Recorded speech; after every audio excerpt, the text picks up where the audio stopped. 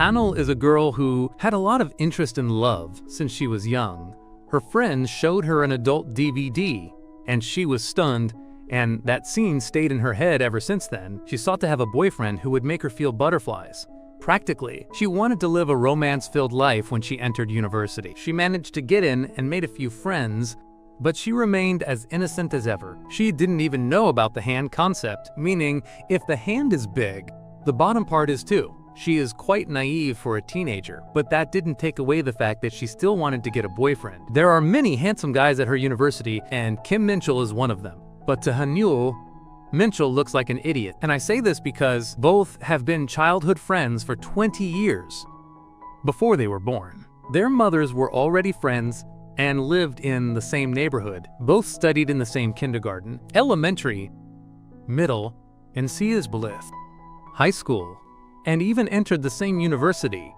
Both were very different and constantly fought over any stupidity, but from one second to the next, they would make peace. But that friendship became an obstacle for her because, due to his overprotectiveness, Hanul can't get a boyfriend. Every time she tries to talk to a guy to invite him out or to eat, he always appears to ruin her plans. He does it with just his presence and threatening gaze, making any guy stay away from her. He is very jealous when it comes to Hanul, and that irritates her quite a bit. Because of that, she no longer has friends. Both argue like cat and dog, and in the end, these two end up taking separate paths, in that Jie makes an appearance to talk to Hanul about today's homework. Since the homework was somewhat difficult, Jae-hee would help her by lending his USB so she could do the task. But for that, both would have to go to Jae-hee's house. At first, it sounds like a good idea, but when Hanul enters, she sees that his room was a mess.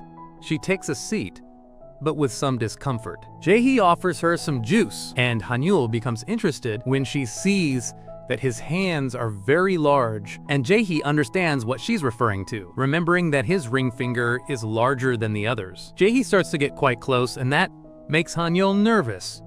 She takes the USB that was going to be lent and ends up leaving, but she still doesn't understand that hint Jae-hee gave her. So she went to Minchul's room to ask him directly, but he was in the middle of a manual job. Hanul would have easily laughed at what he was doing. But there was a small problem that puzzled her beyond the video Minchul was watching. Next to that tab was a photo of our girl. That means he was shaking it to Hanul's photo. The truth is, that was not his intention. She was getting the wrong idea. To know how this happened, we have to go back 20 minutes. After Minchul arrived home, he received a message from his friend who sent him a daring video so he could do his manual tasks. Minchul locked the door but didn't realize the lock was somewhat damaged. While he was pulling the flute, a message arrived from Hanul. For a moment, he saw her profile picture, but the video was more important than that, and he left it like that until she arrived. Hanul seemed not to believe him, and that caused Minchul to feel frustrated. Seeing that she didn't trust him, he starts to cry, which is something new for her. But, well, Hanul ended up leaving his house without knowing why he was crying. The next day, that scene was still in her head, but her friend makes her snap out of it. Wanting to know what was happening, Hanul tells her it's about a friend, but in a scene change, now we are with Minchul, who was in his friend's room since he couldn't think, clearly being at his house. But the culprit here is his friend for having sent him that video. Despite all this, he and Hanul are still friends. Over a simple misunderstanding, they can't stay away. Now, returning to Hanul, she told her friend about the index finger incident and the curiosity she had to know what it meant. But she didn't mention who those two people were. If she was curious about the index finger, she should have searched on the internet. Hanul feels like a fool for not having thought of that before. Since she wants to fix that misunderstanding, she must talk to the other person, who is Minchul, so that both don't end up on bad terms. And right now that guy was passing by. Hanul runs towards him so they can go back to being friends as always. But another misunderstanding will happen later and it will be much more awkward than before. But we shouldn't get ahead of ourselves yet. Hanul calls Minchul to stop, but he begins to escape for no reason. Between running and running, she accidentally bumps into a classmate who soaks her with juice. Hanul's plot becomes visible, and the guy becomes interested in her and asks for her number for the laundry, for her clothes. But Minchul intervenes and takes Hanul away from there, not without first casting a threatening look at the smoothie guy, making it clear he shouldn't cross the line. He takes her to the meeting room to look for a shirt her size. Hanul, being somewhat absent-minded, didn't even notice the detail of the transparency of her shirt. She was going to take it off since it was somewhat sticky. Normally, she takes off her clothes in front of her family, but on this occasion, she can't avoid it. She notifies Minchul that she just took off her shirt, but in that instant, Minchul's group of friends would enter the room. Before they entered, he stops them and asks them to leave. He insists over and over, and it ends up working. Minchul starts looking for Hanyul and finds her inside the locker. She was trying to hide, but got stuck. Minchul, instead of being a help, laughs his head off in front of her. But Hanyul's plot is still visible, so he covers his eyes because of how awkward it is. But Hanyul needed his help at that moment, so he pulls her by the arms, and due to the force he was exerting, she falls on top of him, and Minchul tries to look away. But then it's heard that someone was trying to enter the room. Hanyul gets nervous. But that only makes the situation worse. She's such an idiot, she doesn't even realize what she's doing. Right now, Minchul's crotch was reacting. Hanyul gets up to check if they left, but leaves all her plot in view. Before continuing, let's go back 4 years. A friend of theirs once asked them if they both were dating. These two flatly denied it. But what about Minchul? What would happen if Hanyul becomes his only option? He replied that he would disappear. For those same reasons in Hanyul's case, she would shave her head. That's how much she dislikes the idea of him liking her. Both start to fight and argue over such a trivial subject. Both established a promise so that one would not like the other. But returning to the current situation, Minchul asks her to move her body since he can feel her water bags. Hanyul apologizes for that, but accidentally hits her head against the bookshelf. Those fall on top of her. That clumsiness took the excitement out of the hot moment. But anyway, he brings her a shirt to put on. Once that's done, she talks to Minchul and apologizes for having left that night. She doesn't want both to be awkward because of that misunderstanding. With that said, both return to normal, already being night. Hanyul starts to work on animation with her group of friends who are somewhat exhausted. Hanyul tries to draw an arm, but that reminds her of the scene from before that happened with Minchul. She goes to the bathroom and tries to snap out of it to stop thinking about that. In Minchul's case, he was also going through the same thing. He kept thinking about how big Hanyul's plot was, but he decides to ignore it, for now, to get those thoughts out of his head. Hanyul talks with her friend to accept that blind date invitation. Minji helps her with makeup, so she looks much more attractive. Now she would choose her change of clothes. She comes out of the locker room and asks Minji what she thinks. Hanyul's outfit was very simple and boring, so much so that it is very unappealing, so she lends her one of her garments so she can go to the date with her other friends. Suddenly, she receives a call from Minchul, and Hanyul decides not to answer. And together with her friends, they enter the bar where she meets with the guys from the physical education course. Hanyul introduces herself, and everyone is dazzled by her beauty. The one who captures her interest most is this guy. It was the first time Hanyul drank soju, and everyone raises their glasses to toast. An hour passes, and Hanyul was already out of her mind. Sung-hyun gives her a little water to lower the alcohol from her head.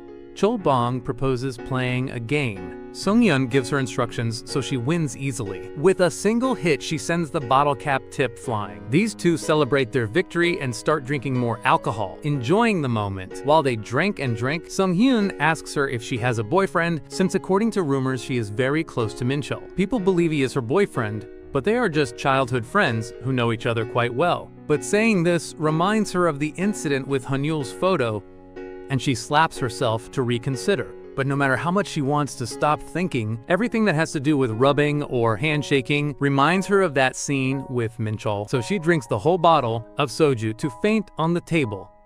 A few minutes pass, and she reads the messages. Minchul sent her after his part-time job. He wanted both to go for teokbokki. He acts like nothing happened, but she keeps thinking about it. Sung-hyun asks if she's okay. The other guys went for a hangover pill. Sung-hyun starts to get quite close, but then Minyo interrupts them with the alcohol bottles they had ordered. Hanyul lets a word slip and calls him handsome. The group of guys arrives and they see Minchul working as a waiter at the bar. Hanyul gets up somewhat terrified since she just realized what she just said. I know she'll lose consciousness for a second time. But Minchul stops her with his hand. Before she hits the table, he asks the guys how much she drank. He tells them it was half a bottle of soju. Minchul scolds her for drinking without thinking about the consequences, so he gives her a can of soda to lower the alcohol and returns to his workstation. Hanyul would go out for a moment and talked with Minchul to ask him why he didn't tell her before that he worked in this place. Is he ashamed that he sees her flirting with other men? But anyway, she returns the can of soda he gave her earlier. However, Minchul tells her he bought it for her. But due to the jealousy he felt seeing her flirting with other men, he asks her to return the can. Nonetheless, Hanyul drinks it all in an instant. Now that he realizes it's the first time he sees her with makeup on, Minchul does too. But he basically looks like a watermelon, and Hanyul looks like an ugly pumpkin. While the guys talked about how attractive Minchul is, one of them comments that Yeji is also an attractive and cool guy. But according to Song Hyun, there are many rumors about that guy, but it's for nothing special. It was already time for Minchul to return to his work. But before entering, he asks Hanyul if there is someone she likes. If so, he first has to check if he's the right person. Hanyul gets upset at how meddling he is. Anyway, he had to return to his workstation. Hanyul would also enter, but she finds Sung Hyun outside since he wanted to talk to her for a while. While the other guys were talking, some couldn't believe the rumor Sung Hyun told them about Jae-hee, since according to the rumor they saw him entering a motel with a girl. Now we are located with Yeji, who was somewhat thoughtful while maintaining the act with his girl. He was like that because he feels he forgot something. Now he remembers it. He had to turn in a homework assignment by midnight. So without saying more, he leaves the motel, leaving his girl stranded in the room. Arriving home, he looks for the USB, which contained the movies for his task. He remembers having lent it to Hanyul, but the movie USB was here. Then Hanyul must have taken a different USB. Returning with these two, Sung Hyun talks about the friendship Hanyul has with Minchul and asks her if she has romantic feelings for that guy. She flatly denies it. But why does he ask that kind of question in moments like this? That's because he's interested in her and wants both to become closer, but they don't realize that Minchul was listening to them. The next day, Minji and Minchul meet at the bus stop by mere coincidence. While talking, Minji asks him about Hanyul. Minchul comments that she might be with her boyfriend. Minji didn't know about this and asks for explanations. Minchul doesn't know either, but assumes it must be so. Minji asks him if he's okay with that. Since he's somewhat overprotective with Hanyul, Minchul says he only protects her from the idiots who approach her, but if that guy does something stupid to her, he swears he'll kill him. Now we see that Hanyul visited Sunghyun's house to do the homework. Despite not dating, she wants to take the next step to become closer. She takes out her laptop to insert the USB she lent to Sunghyun. She wanted to finish her essay as soon as possible. She searches through the files and chooses a movie, but this movie was adult content. Hanyul closes the laptop and apologizes, saying that wasn't on purpose. Apparently she took the wrong USB, so she looks for another movie to watch, but it continued being explicit content. She just realized she took the wrong USB. She can't believe these two are equally perverted. Hanyul apologizes for the misunderstanding, but sees they are quite close to each other. Sunghyun tries to kiss her, but Hanyul stops him. He can't kiss her if they aren't even dating. Since the atmosphere is awkward, she leaves that apartment. Sunghyun asks her to wait, telling her this is normal in a relationship. A kiss is not a big deal. But that is a problem for Hanyul. And while they argue and argue, Sunghyun and Hanyul clearly hear how Yeji was slapped in front of them too. He greets them as if nothing was happening and approaches them to ask what's up. Sunghyun asks for a moment alone since he's with his girlfriend. Hanyul denies having any kind of relationship with him, but Sunghyun insists to the point of threatening her. However, Jae-hee intervenes and asks Sunghyun not to make her uncomfortable and say those kinds of lies in front of others. There are many university students who live around this neighborhood, and a misunderstanding can be created. Sunghyun didn't care, and as it was annoying to Jae-hee, he lies saying that she studies before seeing them, to then escape together with Hanyul. Both run all the way, and Hanyul was dizzy from having run too much, to the point of vomiting on her shirt. Hanyul apologizes for having soiled his shirt, and both go to the laundry to wash their clothes. Hanyul turns all red, but then regrets having those impure thoughts. Jae-hee reassures her, saying there's no problem for having stained his shirt. But Hanyul didn't see it that way. She thought Jae-hee was upset with her in some way. She wants to confess it to him then, so she would like to make a wish. Hanyul says she can ask for up to 3 wishes. So from now on, she will have 3 wishes. Hanyul remembers having brought a jacket with her and hands it to Jae-hee for him to put on, but by accident, the USB with the adult content falls out. Hanil doesn't know how to react, but Jae-hee with complete calmness comments that on that USB are his adult files. Hanul replies that not everything was adult content. Mostly it was adult movies. Then she knows one of the movies? Hanil replies yes, but not because she's a pervert. It's just that there was a scene that became a wish for her. Jae-hee wants to know what that wish is, but Hanul wouldn't tell him. Then he would use his first wish. On this occasion, Hanul has no choice but to answer, but wants him to promise he won't laugh when he hears it. Her wish is to have her first kiss with the person she loves. That is her greatest desire. In another scene change, we see Minchul arrive at his mom's house. She scolds him for not having visited her for 3 weeks straight. All day he spends cleaning chores as a punishment. If he wants to continue living at his grandmother's house, he must give some of his time in exchange. When Minchul returns home, he must take some dishes his mother had prepared. But in that, Hanul's mother also arrives home and pets Minchul, as is customary. Hanul's mother brought inside a bag a bottle of liquor and some dishes to eat it together with her sister. But since Minchul didn't have time for that, obviously it's a lie, he says he'll return home. Before he goes, his mother hands him the food bags to take away, and Hanul's mother asks him to take care of her daughter since she's somewhat clumsy. Getting off the bus, he contacts Hanul to come pick up her food dish. Meanwhile, she waited for some response from Jae-hee, but he just laughs his head off. That's why she asked him not to laugh. Then would there be any possibility of him giving her her first kiss? But this was nothing more than another of his jokes. The washing machine finishes drying their clothes, and both leave the laundry, but not before mentioning to Hanul that he will wash the jacket and return it later. It would be good if they exchange numbers before they lose contact. And that's what Hanul does. Before he leaves, he whispers in her ear as a way of teasing her. After that, she checks her phone and sees a message from Minchul. She arrives at his house for the dishes he mentioned, but he was just coming out of the shower, and Hanul literally fixes her eyes. Can she not even bathe in her own house, or what? He asks her to wait seated while he changes.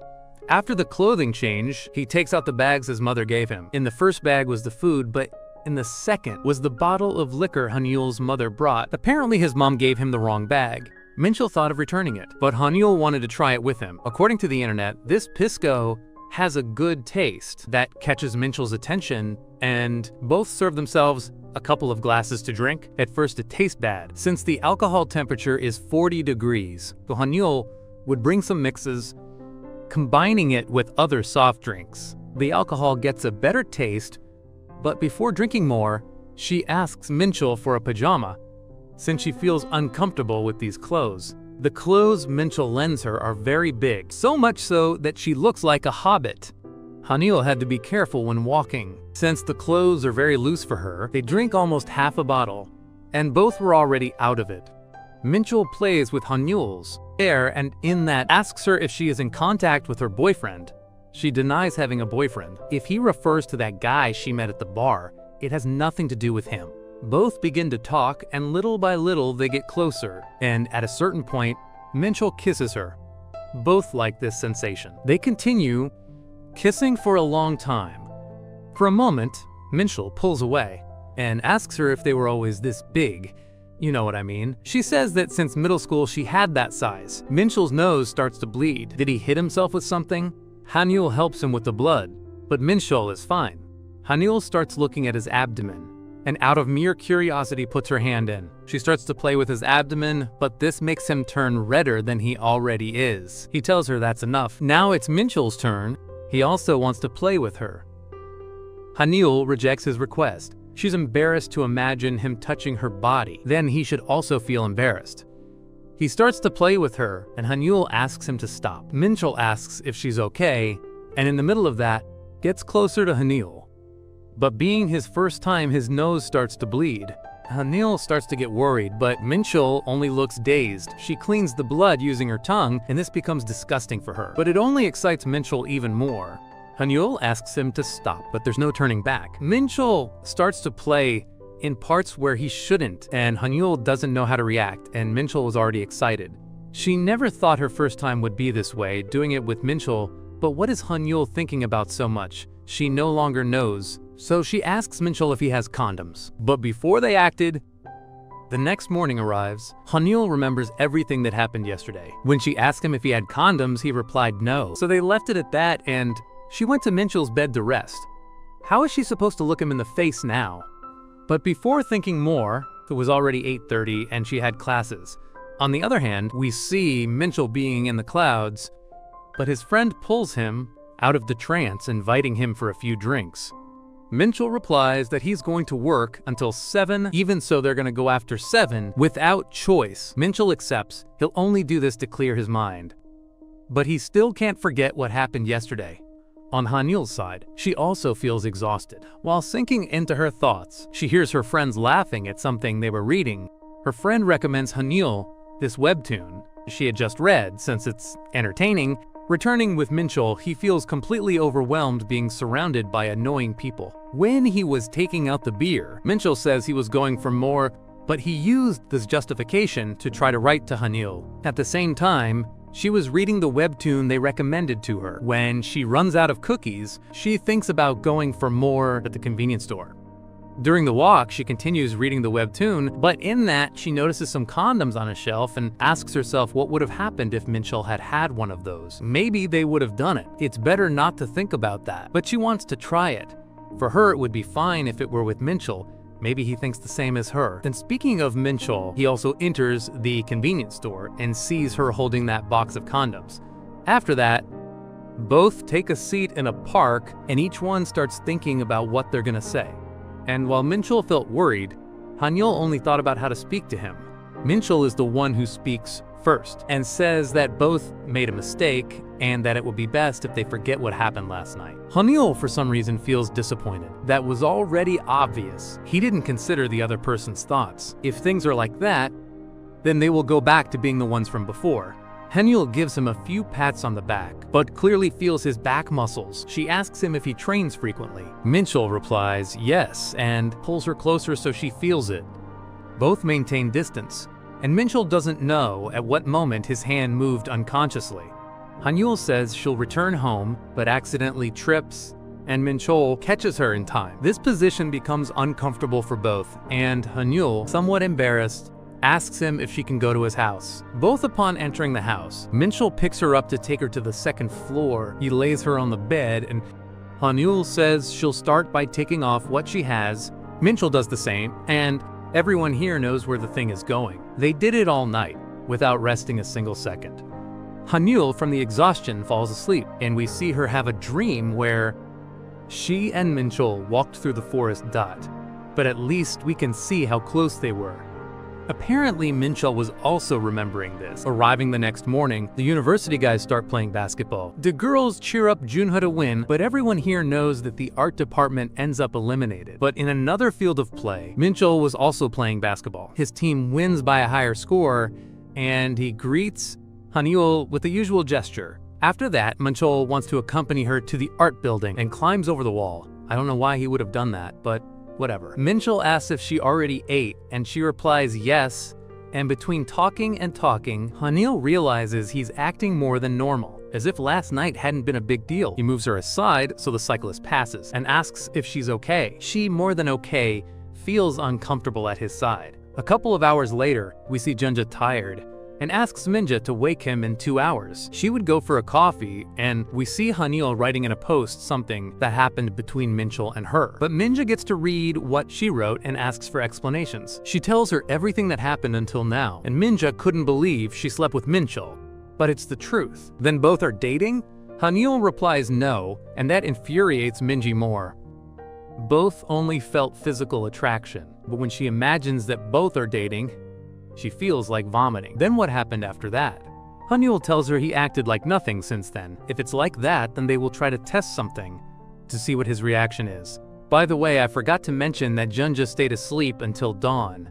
Hanul writes to Minchul to go to his lounge to eat after classes, but he asks her not to come. Although he says this, she'll go anyway, and waits for him outside his class. One of them recognizes her and shouts her name, saying it's Hanul. All the students surround her, and Minchul asks what's happening. He realizes the situation and tells everyone to move away. Was it some kind of show? It's just that everyone was curious to know what the Hanul Minchul talked so much about was like. He takes her outside the building and Hanyul feels exhausted, leans on him to rest, but it wasn't her purpose. Minji's plan was to make Hanyul get close enough to see what his reaction was. She couldn't see his reaction, since Minchul turned his gaze to one side, but we see he has a red ear. In that, Yeji surprises her by blowing on her ear, and by accident, also hits Minchul's stomach, and Yeji asks who that guy is. Is he her friend? But before continuing, let's go back a few hours. While Yeji and his lover had a date, she wanted to reward him by giving him a kiss. But this reminded him of Hanyul's wish, and he accidentally spat in his girl's face. She got mad at him, and well, that's what happened. Now, returning to the scene of the moment, Hanyul tells Jae-hee that Minchul is her childhood friend. She wanted both to greet each other, but that seemed impossible. But anyway, what is it that Jae-hee wants? He came all the way here to hand her the jacket she lent him. Minchul realizes that is his jacket, and Jae-hee explains what happened back then. It only worsens the misunderstanding. To Yeji, this seemed fun. So without saying more, he leaves. But now, how is she supposed to approach Minchul naturally without him noticing? Just in case she touches him, and he asks what she's doing. This wasn't the kind of expression she expected, and for some reason her chest hurts. Could it be that she really likes him? But that can't be possible. Minchul is an annoying guy, and almost always scolds her. Minchul doesn't understand what she's saying, and both start to pull each other's hair because of how annoyed they are. Minchul asks her to let go, and Hanyul too, but neither of the two cooperates. This situation became irritable, and Hanyul ends up pulling away. She doesn't want to see him again for a while. Last night's thing continues to make her uncomfortable. But he seems calm. She knows it's her fault for having incited him, but the atmosphere is uncomfortable for her. Minchul is understanding, so he leaves, but in that, Hanyul receives a call from her mother to ask her if she's free tomorrow, since the holidays start tomorrow and she wanted her to come home. He also received the same news from his mother, meaning that both are going to have to take the same bus. Hanyul thought of going separately, but there were no more buses available. Then they would take separate seats. At least in that she would have luck. No, well, honestly no. There are only 2 seats available, and worst of all is that they are together. Minchul doesn't want to make her uncomfortable, but maybe she doesn't remember that last night Hanyul fainted. It made him come to his senses and he tried to act as normal as possible. Although there are moments in which he feels uncomfortable, but she doesn't have to be worried. He doesn't want to be uncomfortable with her either. When they arrive home, they are received by both their mothers. It's curious how Hanyul's mother is much more passive and Minchul's mother is much more aggressive. That's why they say opposites attract. But well, Hanyul's mother asks if they drank the bottle of liquor Minchul took that day. Both don't want to remember what happened after that, so they act in the most normal way possible, so to speak. Already after that, they sit at the table to eat, but Hanyul was still pensive. And like she doesn't feel comfortable, but Minchul keeps his goal shut without giving importance. To Hanyul, the idea occurred to get sick to avoid that, so she starts to eat like crazy. She achieved her goal, but at what cost? Minchul looks for some fruit, and Hanyul's mother mentions that she has some movie tickets, and gives them to both, so they go see the movie. Hanyul wanted to reject that idea, but in the end, they ended up going on impulse, and they start enjoying the movie. There are moments in which it is fun, others where it's scary, and lastly, those that make them cry. Hanyul ended up leaving the cinema with swollen eyes, and not to mention Minchul, who also had swollen eyes. After that, both decide to take some photos in the photo booth, and well, they have fun taking some photos. After that, they go to a playground and end up losing against some high school kids, but well, that fresh environment reminds them of something that both don't even want to remember. And while running straight home, they end up crossing paths with that guy. Well, of course, how are they going to forget him, a friend who labeled them as a secondary couple? His name is Alba, by the way. And while talking, the waiter brings the food plate, and Minchul cuts the meat for her. Alba notices this and asks both if they are dating, but why would she like a guy like him? Besides, she must remember the promise both made that day. She would go live in a convent, and Minchul would disappear. Those reasons. But changing the subject, he asks Hanyul if she wants to have a few drinks. The drinks here are fruit-based. Hanyul agrees, but everyone here knows how she gets when she drinks alcohol. After a few drinks, they start talking about their school days. It's not that relevant to the story, so there's no need to tell it. Hanyul says she's going to the bathroom, And while these two are left alone, he asks Minchul if he's still playing baseball. He responds that he quit to study administration. In a way, it's strange that he quit since he was quite talented in that sport. Maybe something forced him to leave. Who knows? Things happen, things happen. After that, they go to the karaoke and Hanyul starts singing, and in one part of the lyrics, she sends a certain hint to Minchul. Alba takes it as a simple joke. But what about Minchul? He was also laughing. More than a simple joke, he takes it with humor. But anyway, after singing, Hanyul says she's going for some drinks, but Minchul sees that she's forgetting her jacket, so he follows her from behind. When he finds her, he sees her eating ice cream. Minchul puts her jacket on her and also lends her his. He doesn't want her to get sick after eating ice cream, because she is very close to Minchul. Hanyul wants to kiss him, but Minchul pulls away confused. She just wanted to try to do something, but doesn't know how to explain it. So Minchul takes her to an alley to kiss her in secret. Hanyul begins to enjoy this sensation and wants more, but by accident, she stains him with her ice cream, and Hanyul cleans it off using her tongue. Minchul asks what she's doing. Hanyul doesn't know either. That's why he doesn't like her to drink when she goes out. Hanyul is aware of it and says that he really doesn't like her, and Minchul says that she doesn't like him either. He returns to the karaoke on his own since Hanyul went to the bathroom. Alba asks him what he thinks of Hanyul. Minchul only sees her as family, but the fact that they both kissed isn't like family. But then, does he not have thoughts of what he wants to do with her? Minchul just lets himself be carried away by what she does. But what is it that he's so afraid of? Minchul is afraid of becoming a stranger to her. After the karaoke, both say goodbye to Alba, and Minchul carries Hanyul on his back. Since she drank too much, it only remains for us to think if both will come to feel something for each other. The next day, Hanyul wakes up with a bit of a hangover and asks her mother how she arrived last night. She tells her that Minchul carried her home. It's then that she writes to him to ask what happened. After singing at the karaoke, Minchul changes the story, saying that nothing out of the ordinary happened. But even though he says this, Hanyul remembers everything. She only wanted to check if Minchul was lying or not. But now, how should she act in front of him? Minchul mentions to us that Hanyul has always been like that.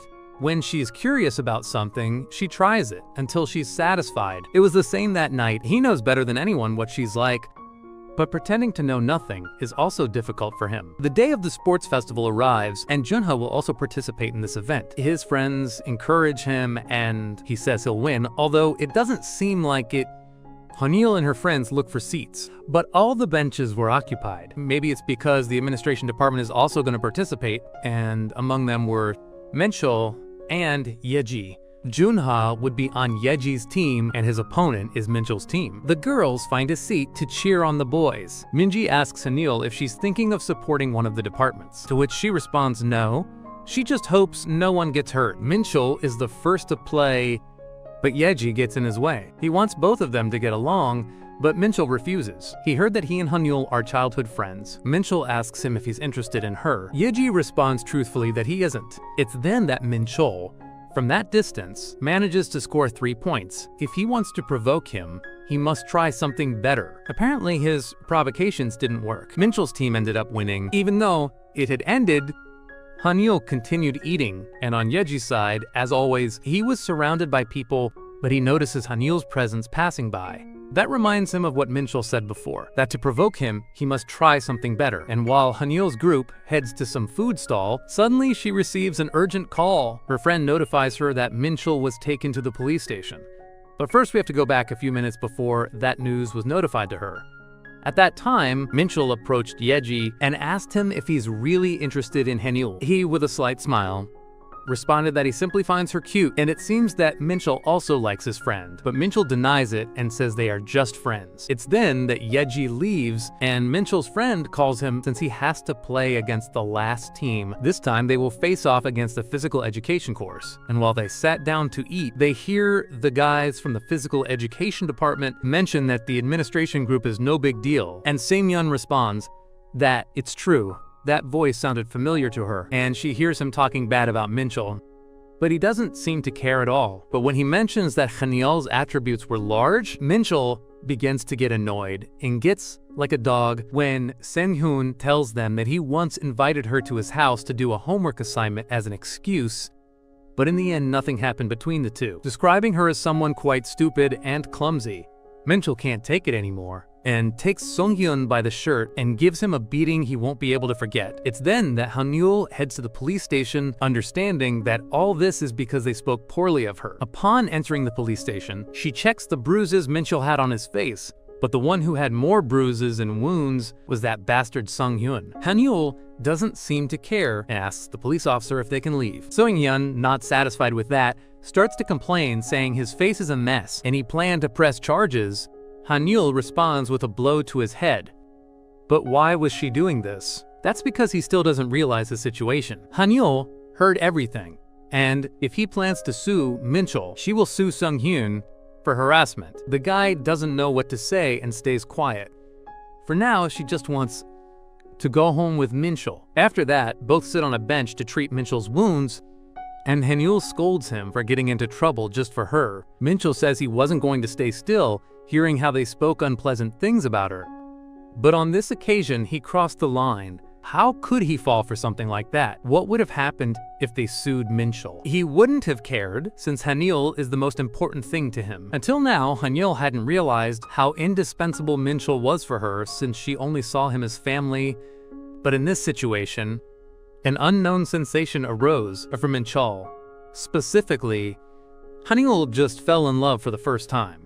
Now she knows she likes Minchul, or maybe it's a confusion of hers. If she thinks about it, well, I don't think it's that. It's very rare for it to have been so sudden. She always saw Minchul as a brother. But what about him? What is it that attracts him to her body? Hanyul tries to do something looking in the mirror, but accidentally falls, and Minji asks what she's doing. On this occasion, Hanyul requires her best friend's help. Minji takes her to a clothing store to improve Hanyul's outfit. She appreciates her help, but if she wants to pay for all these expensive clothes, she needs to get a part-time job. Minji asks her why she chose to buy clothes so suddenly. Hanyul makes the excuse, saying it's to prepare autumn clothes, but in reality, she just wants to look good for Minchul. These new clothes fit her quite well. Now the next step will be to invite Minchul to eat, but it's no longer as easy as before. Now she feels some nerves, knowing she likes him. In that, Minchul's mom calls him on the phone, and our girl heads to the house next door. The mom had brought some side dishes for her to eat with Minchul, but Minchul hadn't arrived yet. When he arrives home, his mom scolds him for not answering a single call and asks him to go set the table, but in that, Hanyul asks him why he didn't communicate. He gets close to her ear and tells her he'll tell her later. Hanyul blushes, since this seemed very provocative to her. And, well, after the meal, the mom, before leaving, tells them both that she found something fun while cleaning, and it turned out to be the photo album. One of them was a photo of Hanyul crying because she wanted to go to the beach, but they ended up going to the valley. Another was from a picnic they had as kids. This other one is the middle school entrance ceremony. Most of the photos they saw. Hanyul didn't remember exactly, but Minchul did. How can he remember so well? Maybe it's because he's interested and knows her better than anyone. That makes her heart feel like it's gonna explode. Minchul asks what's wrong, and with both being quite close, Hanyul doesn't waste time and kisses him. Most of the times she kissed him was because she was drunk. But now this feels strange. Minchul's face turned all red, and Hanyul doesn't know how to explain it to him. But there's no need for explanations, since both get quite horny and kiss, without thinking about the consequences. Minchul regains some consciousness, and asks her to wait, but Hanyul is still as daring as ever. If they're going to continue with this, that means they'll have reproductive acts. She enthusiastically responds, yes, but she's only doing it out of curiosity, right? Hanyul believes so. But she's not even sure about that. Then Minchul doesn't want her to feel uncomfortable with him after that. Hanyul, being such an idiot and not understanding what Minchul actually feels, responds with an "it's okay." She didn't even take the trouble to think about it a little. But well, there's no more time to waste, and Hanyul asks him to start once and for all. And well, Minchul enjoys himself for a while playing with her, and happened a lot of +1 8 things. The thing is that Hanyul falls asleep until night and wakes up only to eat ramen. Both sit at the table to eat, and Hanyul can't concentrate on the food since she sees Minchul looking quite handsome at this moment. If she feels this way, what will Minchul think of her? For now, she'll ignore it and ask what he was going to tell her before. He responds that it's no big deal, he couldn't communicate earlier because he was busy at work. Hanyul, with some intrigue, asks him why he's saving so much money. Minchul dodges her question and responds that it's for something important. Hanil also thinks about saving money to give Minchul something for his birthday. Since there are only 2 months left, she plans to give him something incredible. When that day arrives, she will confess what she feels. And a week later, we see her at her new job. But that girl with black hair looked familiar, but why was the girl looking at her that way? For that, we have to go back a few days. I won't give many details of the situation, but the thing is that she and Yeji had some fun, and she saw him chatting with Hanyul. She asked if she was one of his partners. He responded that she was just a junior from the university. Another thing we know about Yeji is that he has a fetish for crying faces. We know that clearly, seeing him imagine Hanyul in that situation. And well, I've told you this so you know that Yuna will work with Hanil from now on. And she holds a bit of a grudge against her for having seen her chatting with Yeji. And well, upon starting the work, Hanil makes many mistakes like heating the food more than usual and preparing something toxic. All this time Yuna was scolding her, and Hanil apologizes. It was her first time working in an environment like this. Among all that conversation they were having, Hanil begins to notice the resemblance she has with the girl she saw that time on the street with Yeji, and asks her if she's the woman who slapped Yeji in the face, or if by chance she's his girlfriend. The black-haired girl blushes when she hears her say this last part. Then she isn't. She responds that she still is. It's just that the love between both is unrequited. Hanil says she will be waiting for her, even though she has criticized her all this time. Hanyul acts in the best way with her. She might be a bit dumb, but well, they were busy attending to many customers. In that, Yuna asks her why she works part-time. Hanyul tells her there's a gift she wants to buy for the guy she likes. For the moment, they are not dating, they are just childhood friends. But speaking of Yuna, how is it that she met Yeji? She tells us they met in a bar, and when she told him to go out as a couple, he rejected her. But they remained as friends with benefits. This last thing she doesn't tell Hanyul for the sake of their relationship. But anyway, having a relationship with a childhood friend is something difficult. Although I've never tried it before, she also had a childhood friend, and they played from time to time because they were neighbors. But it's been time since she hasn't seen him, so he's probably a university student now. In that, Hanyul's friends arrive at the store and tell Yuna that they are from her faculty. The black-haired girl would take the order, and one of them tries to flirt with Yuna, but it doesn't work. The next one was Junha, and he observes her fixedly. Was he trying to flirt with her too? He responds that he was only looking at the menu board. He should stop behaving like someone with protagonist syndrome. Yuna gets embarrassed when she hears him say this, and well, Minji asks Hanil if she already saw the invitation from the group chat to see a reunion of the middle school kids. On Minchul's side, he looks quite worried, not knowing what Hanyul is doing at work. She is quite clumsy and is capable of setting the store on fire or breaking something. But in that, his phone rings and he sees the invitation to the middle school group chat. Another girl also sees the chat message and remember her because she will be important for the story. And well, we see Minchul training until he gets a muscle cramp and stops to return home. After having taken a shower, he gets another cramp again. Maybe it's because of stress, or who knows? The thing is that Minchul sees the invitation message and says he won't go, but when he sees that Hanyul will go, he gets worried about what might happen to her, so he will also go just in case. Hanyul was excited to see everyone again. A few days have passed, and Junha comes often to this store and, out of simple curiosity, asks Hanyul what her co-worker's name is. Hanyul tells him. He gets up to ask for another drink, calling her not by her name but by protagonist syndrome. Yuna feels annoyed with that guy, but changing the subject, Hanyul asks Yuna what cafe she recommends to have a date. But more than a date, she wants to spend it with Minche as friends. If our girl wants to go out with that guy, she must look different, be more daring and act more cleverly. But knowing Hanyul, I don't think she's capable of going out with someone. It's then that Yuna makes her a heart-shaped talisman. This will give her a bit of luck on her date. Junha recognizes that symbol. When he was little, his Nuna used to make a similar talisman, and that girl was the same Yuna. It's then that he takes her by the wrist and asks if she is Miji. But now we have to pass to the day of the date, and Hanyul surprises Minchul from behind to show him her new outfit. Minchul simply turns around and doesn't give it importance. It seems that dressing better didn't work, but in reality, her outfit did captivate Minchul. And, well, he asks Hanyul if she hasn't broken anything at work. Did he take her for a fool? She has only burned a few things. But changing the subject, she tells him something we wanted to know before. After Junha recognized Yuna, She lifted her hair and recognized him by the scar he had on his eyebrow. It's been a long time since they saw each other's faces, and suddenly, Junha hugs her and says he has missed her quite a bit. And, well, the rest is history. And Minchul looked disinterested in that story. The train begins to fill up ND both stick closer than normal. This situation is very uncomfortable, but that also forms part of the plan. Now she must see what Minchul's reaction is. He looks quite unconcerned. That's about 2 times that I failed with the plan. Both arrive at a place where they can read manga and eat at the same time. This chosen place is no coincidence. She plans to get with Minchul into one of those closed booths, but Minchul, being so large, doesn't fit. Now the plan of acting very cleverly also failed. And, well, both ended up in the chairs, and the food they ordered arrives. Hanul drops her spoon, and Minchul picks it up for her. When he bends down, he sees underneath Hanul and then pulls away. She wasn't wearing shorts, as is customary. I don't know why he gets embarrassed about this if he already saw her whole body. But well, Junha has been coming to the store frequently despite Hanul not working around here. He only came to see his Nuna back. Does he like her that much? He responds yes, that he likes her, but he hadn't told her directly. And he has indecent desires for her. Yuna begins to get quite angry and asks him to get out of the store.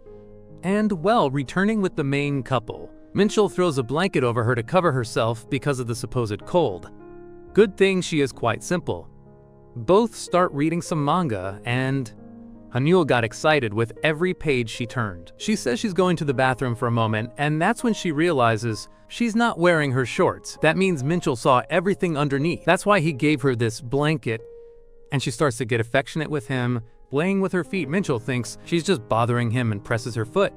She only wanted to be adorable. But, well, both look directly into each other's eyes. Minchul looked away out of embarrassment. Does he or she like the other? Before either could say a single word, the next food order calls, and Minchul brings everything Hanul likes on a tray. He has always been attentive with her beat, but she doesn't know if he's doing it out of simple friendship or something more. For now, she will try to approach him slowly, since that way they can advance in their relationship, and she tells Minchul that she hopes to see him tomorrow again. A couple of days later, Hanul finally receives her first pay and tries to take a book from the shelf but couldn't reach. It's then that Jae-hee helps her with that. But he didn't come alone. He was accompanied by a little mini Jae-hee. However, in another part, it's already 6:23 p.m., and Minchul is just waking up from his dream. He is dazed, trying to figure out where he is, and thinks about the time he spent with Hanul yesterday. He thinks about one possibility of her doing something but quickly dismisses it while shaking, then slides again on his bed, lies down, and rolls all over the bed. We see how he thinks that the chance of her feeling something for him are little, even though they already kissed each other and did a lot of things together. He falls asleep while thinking that if she was slightly interested on him, while thinking on how close they were the other day, while wishing that she could always be right by his side. But then his dream is interrupted by a dark fog. She becomes a dark silhouette, asking him if he really thinks that he deserves her. The dark silhouette stared at him, even if she didn't have eyes, and told him that he could have forgotten something he did to her. Minchul froze on the spot. The dark silhouette told him that he was a bastard and was despicable. Told him that no matter how he acted, his heart was full of dark lust. He wanted to lock her away and keep her for himself so no one else could see her, and that it was very pathetic. He tried to deny it, saying that he wasn't like that. She told him that if he was going to be like that, then he shouldn't do that promise back then. Minchul woke up from that nightmare and saw that it was already 7:53 p.m. He was padding, almost unable to breathe, wondering what was that. Later at a bookstore, Hanul was wondering what he was seeing at. The little one was asking her what she was looking at. Hanul, still wondering why there was a mini Jae-hui? While Jae-hui asked the little one, whose name is Hyeon, if she had all her books, the little Hyeon said she did. The little Hyeon called her uncle. This surprised Hanul. Jae-hui picked her up, and while pinching her cheek, he told Hanul that the little Hyeon was her sister's daughter. Then the little Hyeon greeted Hanul. Hanul thought that the little Hyeon was very cute and got excited with her. But this bothered the little one a bit and pulled her hair. Jae-hui told him not to pull Hanul's hair and pull his instead, and apologized to Hanul for her behavior. Hanul said that it was okay after all. It was normal kid, '(s) behavior. Then she praised his work as an uncle, saying that it looked like he knew what he was doing, while he said that he took care of her while his sister was busy. The little Haiwan interrupted him, telling him that she was hungry and they had to go to eat something. Hanul wished them have a good lunch, while Jaehui said goodbye and see you at school. The little Haiwan extended her hand and pulled her hoodie because Hanul was about to leave, asking her to come with them because she wanted them all to eat together. Hanul blushed for how cute the little one was. Jaehul said that she couldn't because she was busy, even though she really wanted them all to eat together. However, in an awkward turn of events, they ended up going together. Jaehul was apologizing for that, but Hanil said that there was no problem at all. After all, she was also hungry. The little Haiwan told her that uncle was gonna pay, and Jaehul agreed to that, saying that Hanul could ask whatever she wanted. Then Hanul saw this once-in-a-lifetime opportunity and choose a lot of food from the menu. Also choose her dessert, the homeless woman. Then she realized that it was too much and was being very selfish. This was leaving Jaehul laughing of her asking where all that food goes if she was too small. She said that she just got a little too excited for a free lunch, and he said that no matter that, she should just order everything she wanted. The little Haiwan stared at the situation his uncle was having, and after a while they were already sitting waiting for the meal to reach the table. The little Haiwan stared to Hanul and wanted to say something. This called Hanul's attention, and the little Haiwan asked if her uncle was her boyfriend. This took Hanul by surprise. While Jaehul asked if he should be her boyfriend, Hanul answered no, she was his hubei. That meant an underclassman at school, or in other words, a friend. The little Haiwan asked if they could be friends, even if they were not the same age. She said that they could. Then the little Haiwan asked her how they became so close. Hanul, though, for a moment, and asked Jaehul how they became friends, because she didn't quite remember. Jaehul asked if it was in the freshman orientation, but it wasn't there. Then he remembered it was at a school field trip. When they were in the same group, she said that there it was. She said that it wasn't that long ago. And Jaehul said that the trip was rough, thinking that it was more than 6 months ago. Then he reminded how it was at the beginning of the semester. The teacher asked if everyone from group 2 was present. There were 2 people. The man said that everyone except for Jaehul, and the teacher complained that he was always late, saying that as he already finished his military duty, he should have been punctual. Then someone entered the room, saying hi to everyone. He was the illustrious Jaehul. He saw Hanul there in her seat. A little earlier in that memory, in a messy place, was Jaehul sleeping? His phone rang already the 10:34. He sat up in the blanket and saw the hour. He stood up and cleaned his face, looked at the mirror, and tried to smile for himself, ready to live another boring day. Back to the present in his memory, he was apologizing for being late.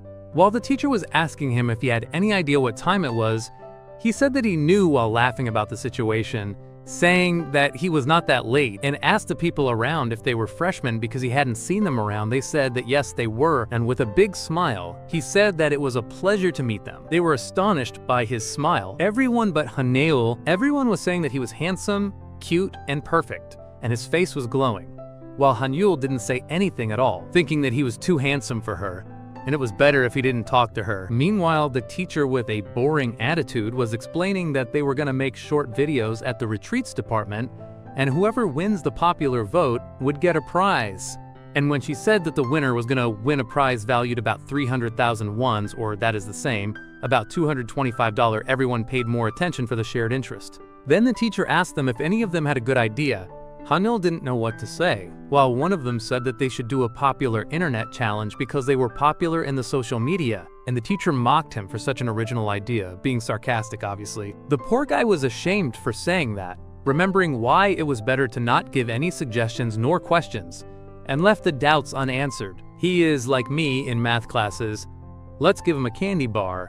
With my editor's salary of half-quarter per hour, then, well, worrying a bit, Hanul wanted to give a suggestion, but then Jaehul interrupted, saying that she shouldn't intimidate them. She just wanted to do to them what a professor did to her, that was screaming at her, and she hasn't gotten over it.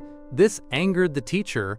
She asked him what has gotten into his head, and he asked her if she's got any creative ideas. He asked her how she wanted a freshman to do something she couldn't do for herself, asking them to be creative despite she knowing how hard it is. Then after thinking about it a bit, Hanul got an idea and raised a hand saying that she had an idea and purposed to do a spoof on popular movies, something like a parody, like what Smosh used to do. The teacher said that she liked that idea and that they could start shooting that as soon as they decide which film they should do. Everyone said that it was a good idea, while Hanyul felt happy for her idea. Jae-hool saw her and thought that she had thrilled written all over her face, thinking it was really funny. However, the next day arrived. The set was ready to be a place of a great shooting and recording session. This was cool for Hanyul. Her eyes sparkled when seeing such a professional set, but her moment was interrupted by Jae-hool, who asked her if she had used DSLR cameras before.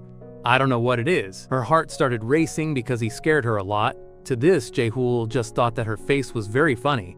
Then, to calm her down, he purposed her to show her how the cameras worked, and she accepted. Then the one in charge summoned everyone. Then Jae-hool thought that she reminded him of something, but he couldn't quite remember what it was. The one in charge called Hanyul and ordered her to do a lot of things that she ends up doing with enthusiasm. This surprised Jae-hool a lot because she seemed to do all things at once for some reason. He was still wondering what she was reminding him of, and one girl interrupted him, asking what he had with that girl, saying that he had been staring at her all morning. The one in charge told him that she knew that it bothered him, that she was sloppy and all over the place, but she needed him to focus so they could finish as soon as possible, and then she could go to her home at once. He agreed, just to not argue. However, no matter what, his gaze couldn't see another thing but hurt. However, dusk arrived and they were all done with the recording session.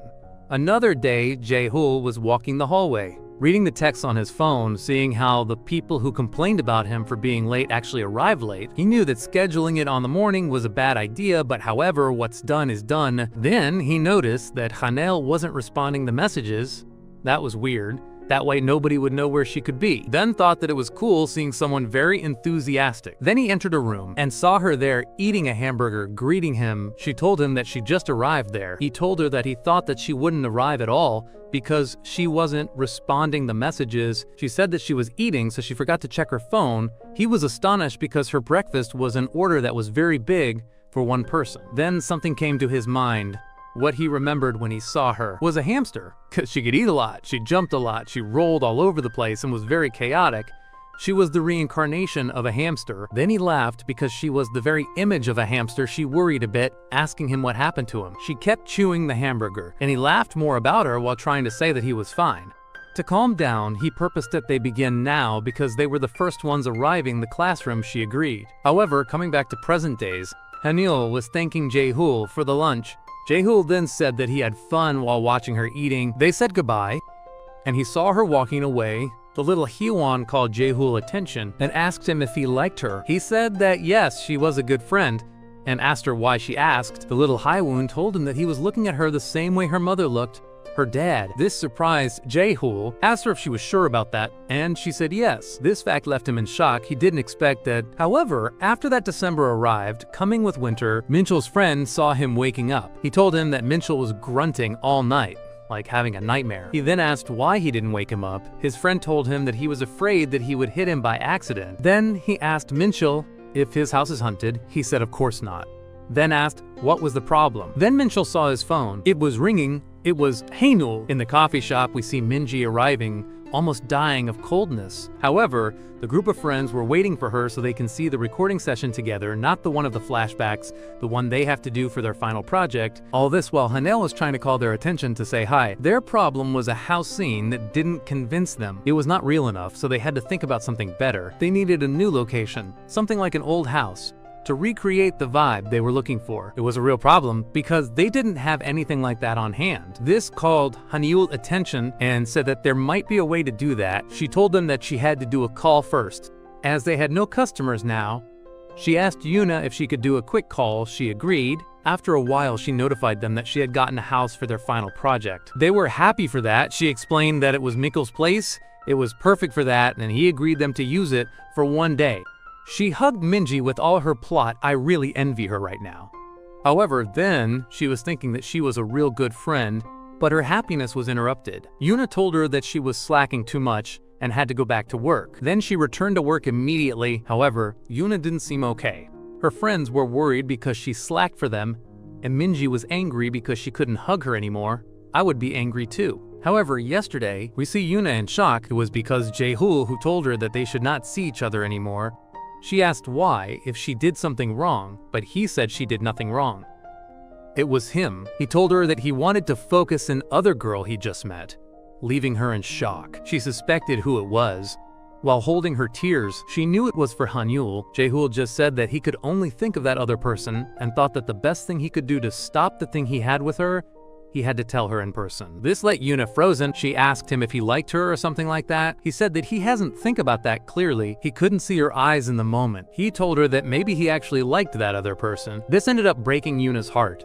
Then asked him since when he STT led down with her. Since he told her before that he didn't want a girlfriend, he told her that things changed and asked her why she was upset, and the thing that ended up with all her feelings was that he told her that they both were never a couple.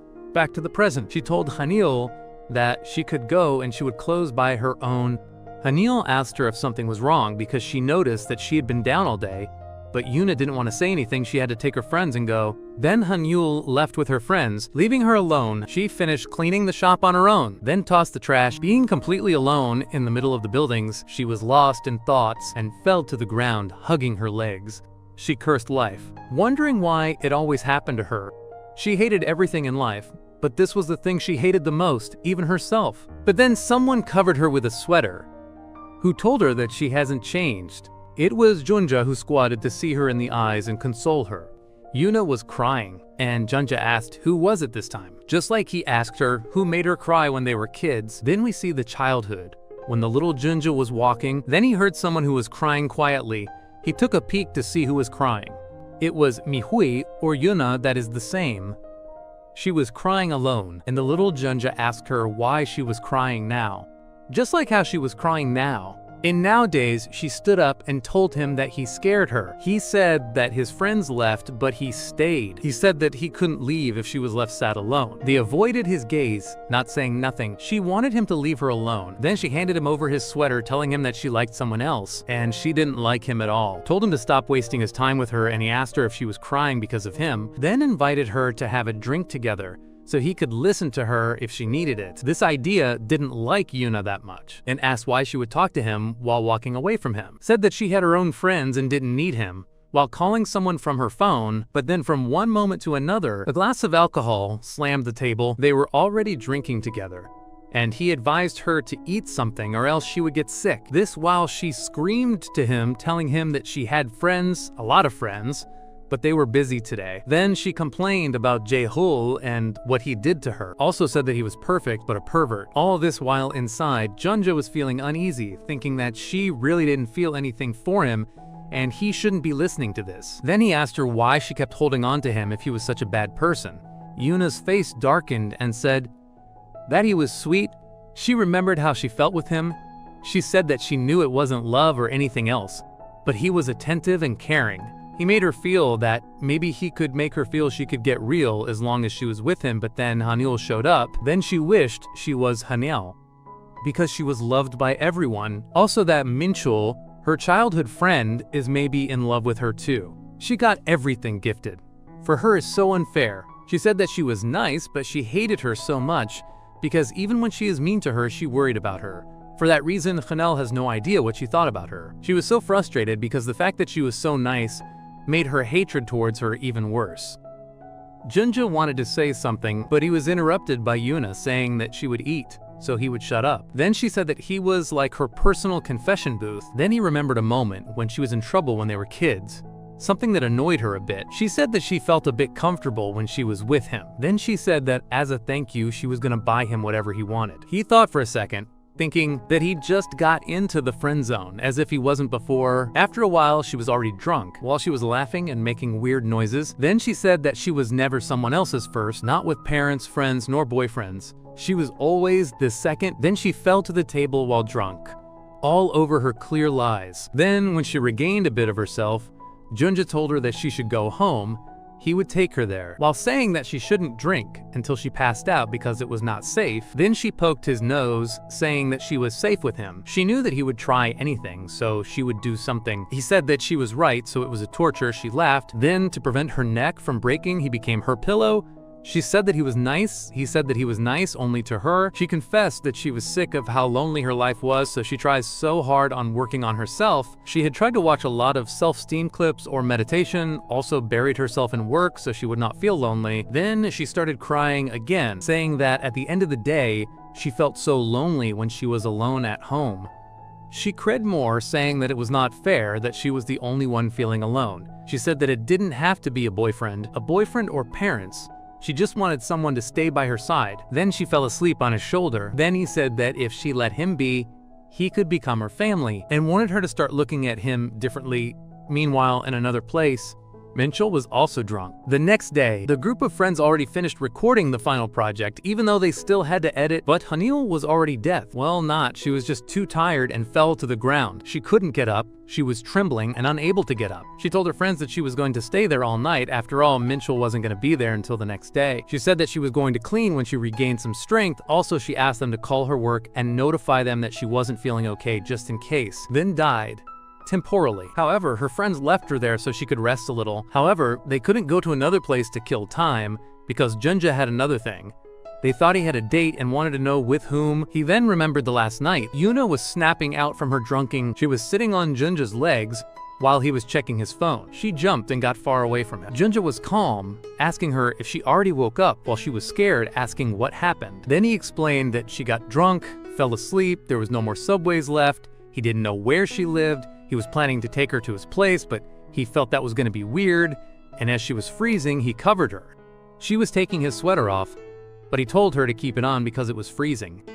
Then she sneezed, so she kept it on. Then she asked him what he would wear then. He held her face and told her that he was warm. This blushed Yuna a little. Then she told him not to be nice to her. She said that she was not worthy of his attention. He asked her if it bothered her. She replied no, but after thinking a bit, she said that it actually did. Junja scratched his head. Then he purposed her to give her a prize for staying out this late for her. It is clear what is that prize. However, at night, Hanyul was waking up from a sleeping. She stood up, updating her hour and location, and when looked to her phone, Minchul was there, looking directly to her. This freaked her out. She asked what he was doing there. After all, she thought he was going to sleep on his friend's house. She was still a bit scared for that screamer. Then she got close to him, telling him that he smelled like soju, alcohol, and asked him how much he drank. His eyes were looking droopy. Then he hugged her, telling her that he didn't look like that. This hug surprised her. She was wondering how much he drank, while he was squeezing his face on her pillows. She tried to make him snap out of that state. She asked him if he was okay. She reminded him that he had a reunion tomorrow and asked how he would go there in that state. His face was burning red and wasn't saying anything. He told her that she was nice. This confused Hanyul. He squeezed his face with her hand. Hanyul was worried because he was completely out. Then he again squeezed against her body. She knew what was going to happen. She wanted to be his girlfriend before anything happened, but she didn't know what to do now. She then decided, then made him some space on the bed and asked him to lay down and rest. Then he asked her if he could something. She thought for a bit and said yes, why not?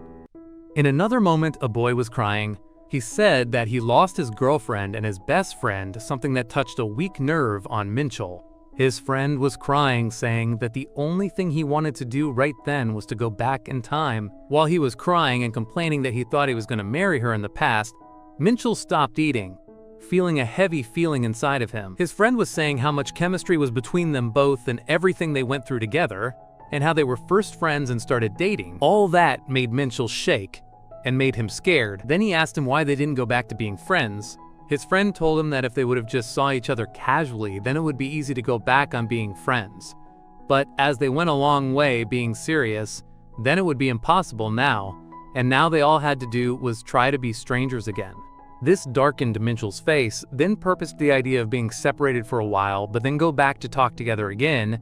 But they told him that it would be impossible and things didn't work that way. After a while, he got drunk and a little nostalgic.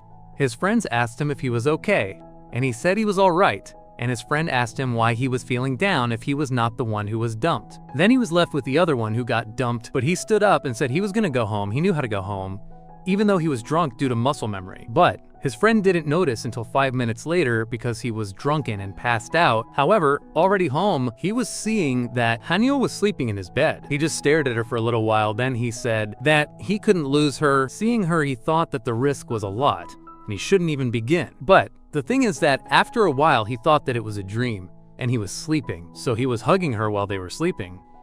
He snuggled her and got too close. This made her blush for the shame of being embraced by him. She even wondered if he was really sleeping or not. Then she felt something rising behind her. Then she was sure that he was just pretending to be asleep.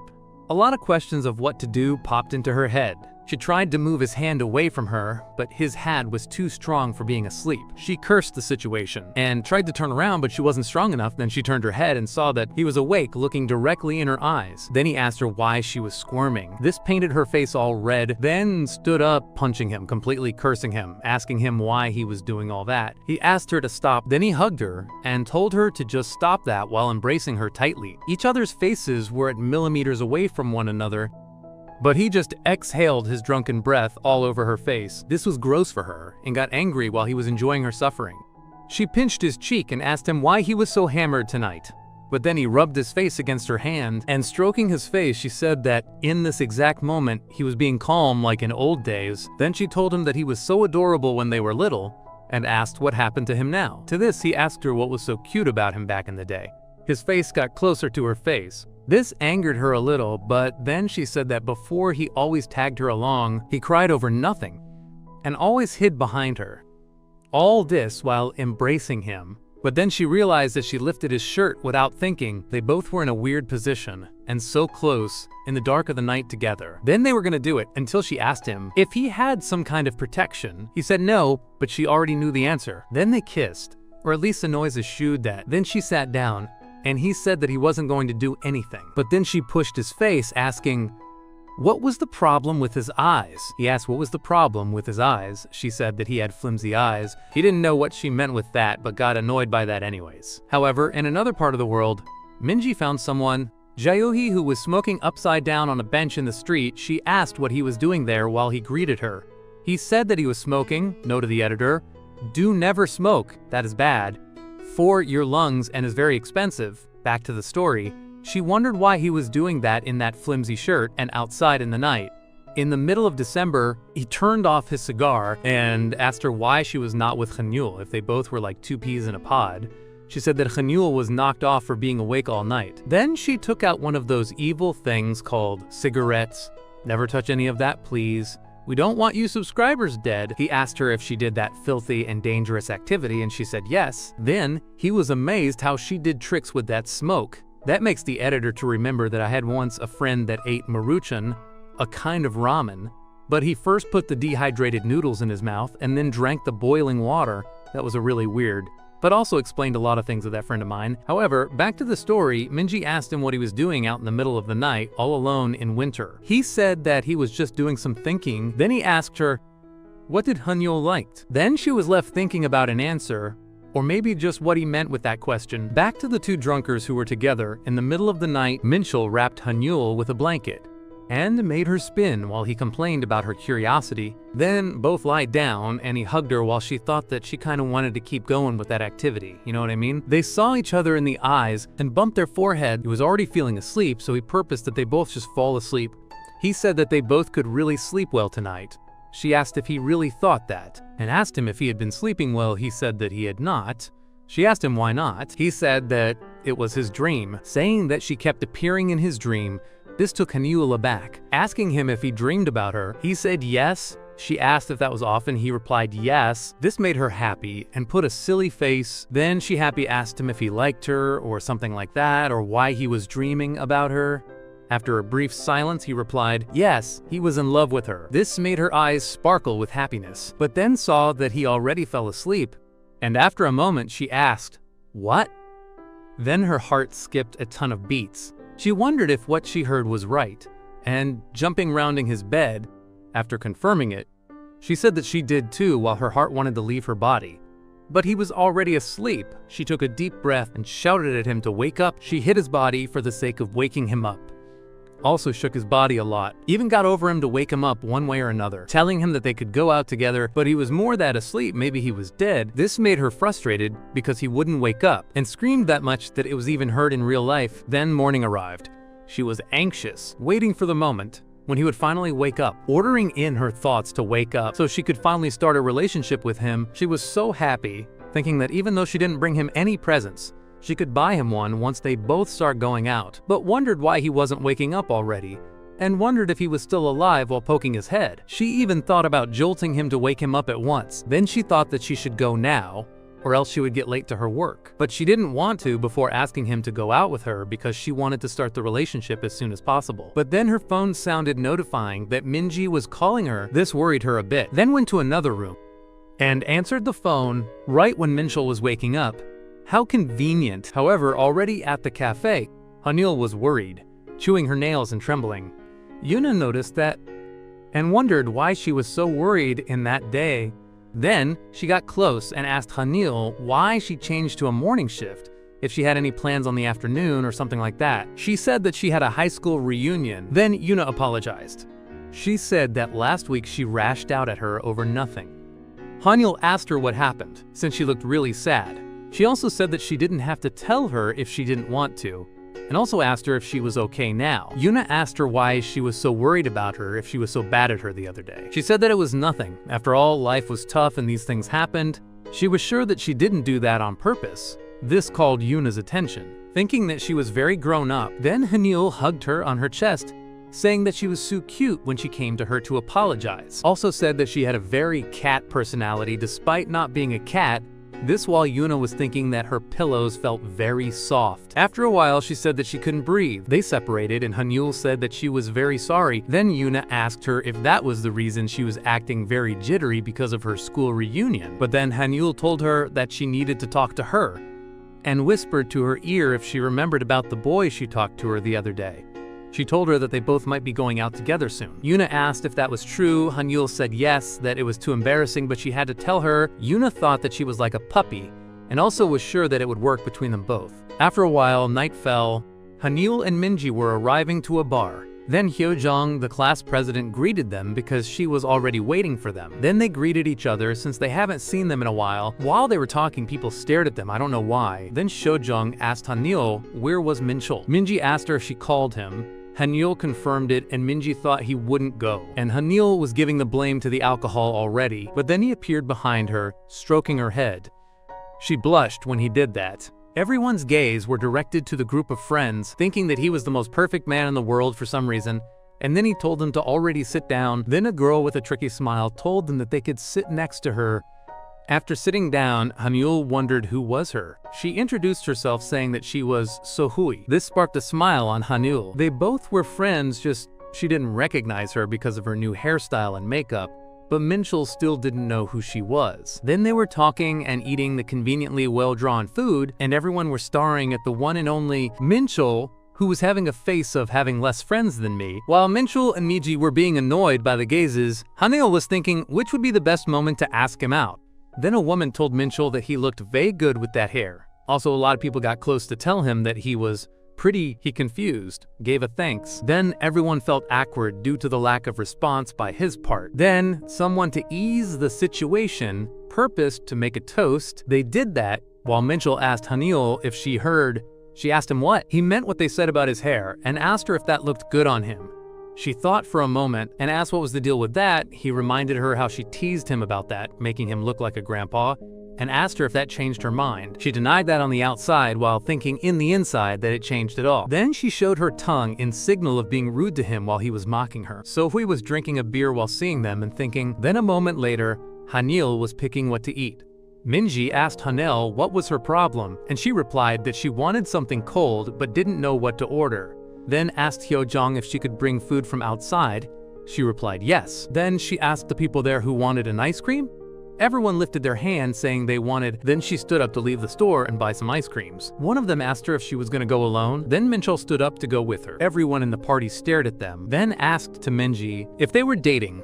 Everyone asked that while being in shock, made a lot of questions in a second, and she asked them to ask only one at a time. Then she said that she didn't know anything about that, while thinking that she knew that something was going with them both, but telling them would make everything go wrong, so she decided to not say anything while the people around her made their own deductions, also saying that they have always gotten along. Shohui saw all the commotion, and she said that they have not always gotten along. She said that the first year they met, they didn't get along at all. However, back to Hanul, she was picking the bags of groceries. Minchul was helping her carrying them and hit her forehead with the can. It was a can that he always gave her whenever she drank. She drank the Pepsi ripoff, and seeing him, She thought that it could be a right moment to ask him the thing that she had wanted to ask him all day. She mentioned what happened yesterday. Minchul was expecting what she was going to say, and the moment she was already going to tell him what she wanted to say, Sohui interrupted them. Hanyul dropped the Pepsi ripoff, and Sohui felt bad for scaring her. Hanyul said that it was okay, and she just needed to clean her sleeves a bit. So Hui then told her that she could help her clean in the bathroom near them. She was going to clean herself while Minchul and Sohul were going to return to the bar. While Minchul told her not to fall asleep in the toilet, while she was a bit angry for that because according to her she was not too drunk, he let out a small laugh while Sohui stared at him with a calm expression. Then he asked her if she wanted to say something. Then she asked him if they both were dating. He fell silent while thinking for a moment. He asked her to stop that because he was sick of everyone asking that and clarified that they both were not dating. Then she told him that he would never do that with his conscience. This surprised him and asked her what she meant with that. While Hanyul was in the bathroom, she was cleaning, while Sohui said that he did a lot of bad things to her in the past. This took him by surprise. He said that he didn't know what she meant with that. He asked her to stop pissing her off with her riddles and say what she had to say. Then she replied that he shouldn't act as if he didn't know what she was talking about. Then she said about her left wrist. This touched one of his nerves. She touched him with her finger while saying that he did that to her. Then in the bathroom is shown that she had a scar in her wrist. Hanyul was cleaning her wristband and thought that her scar wouldn't show because she was wearing long sleeves. Outside, Minchul asked her what she wanted with that. She told him to not change the subject. Then she asked him if he thought that he and she were the only ones there. Also, the time in the hospital, that wouldn't be only for themselves. She called him shameless. Then she said she understood that Hanyul was great. She said that she was so pure and good, so much that made him feel like a good person when she is around him. Then said that it didn't mean that he actually was a good person. Then a memory came to his mind. How she was lying in the bed, crying. While Hanyul said that she had no idea of them both still tagging along together, silence took over the place, while with anger in his eyes he told her that it was enough. And she was looking at him with a calm look. She said that she was a nice girl, while he was a pathetic coward who acted all though, and that he was a loser. Then continued saying that she might still like him for what he was without getting disappointed, and she hoped that it all worked out. She wished him good luck. Then Hanyul arrived, asking them what were they still doing there. With a bright smile, even with the cold weather, Minchul's face was all gloomy. Vile Hanyul talked with Sohui, very happy. Then they were going back to the bar. Hanyul turned her glance to Minchul and told Sohui to go ahead because she had to ask Minchul something. She agreed and went back with the ice cream. She left them alone. Then Hanyul turned her head to talk to him. He didn't know what she was going to ask him.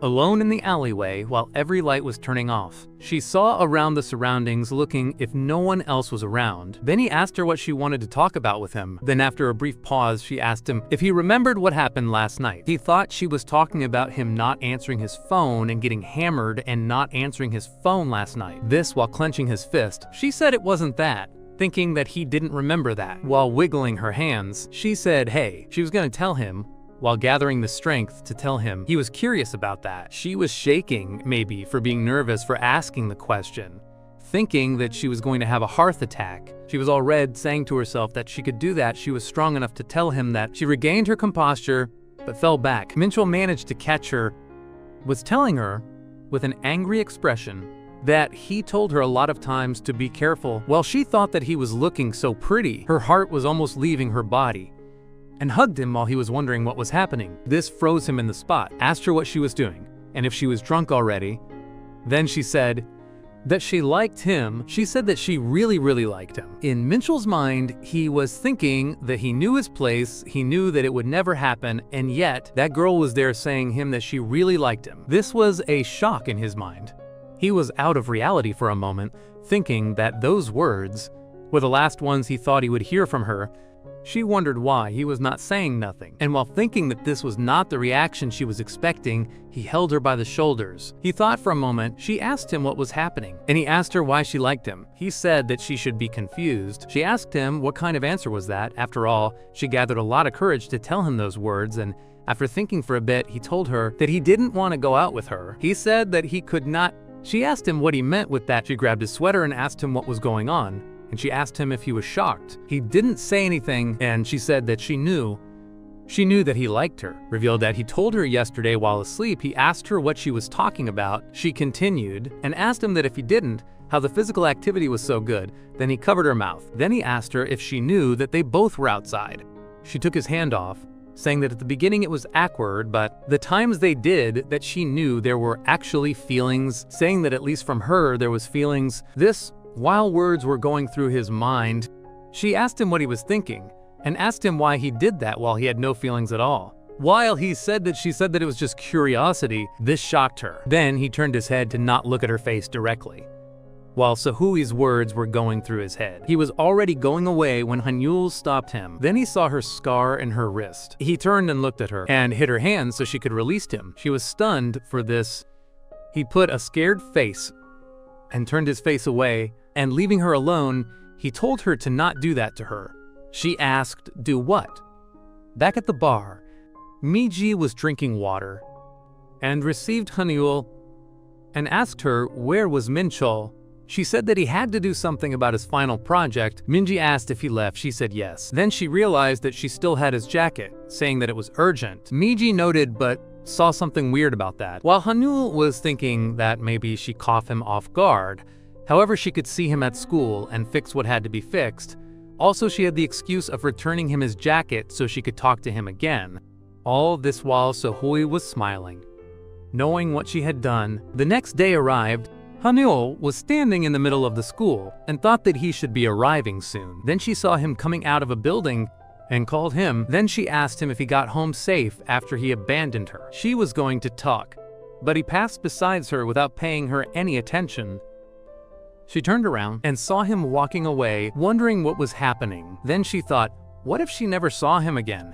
After all, declaring one's love to someone who is loved doesn't always go well. She saw something like that happening in the past. But for her, something like that between her and Minchul was unthinkable. She didn't know what life would be with him.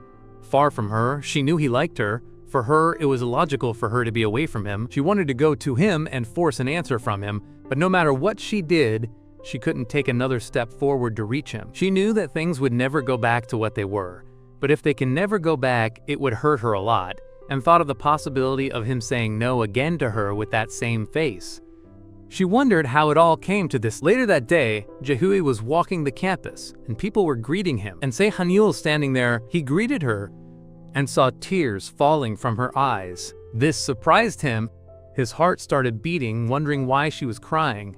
He thought that it was because he liked seeing girls crying. Then he wondered why she was crying and saw that Minchul was walking away from her. Then we see them as children.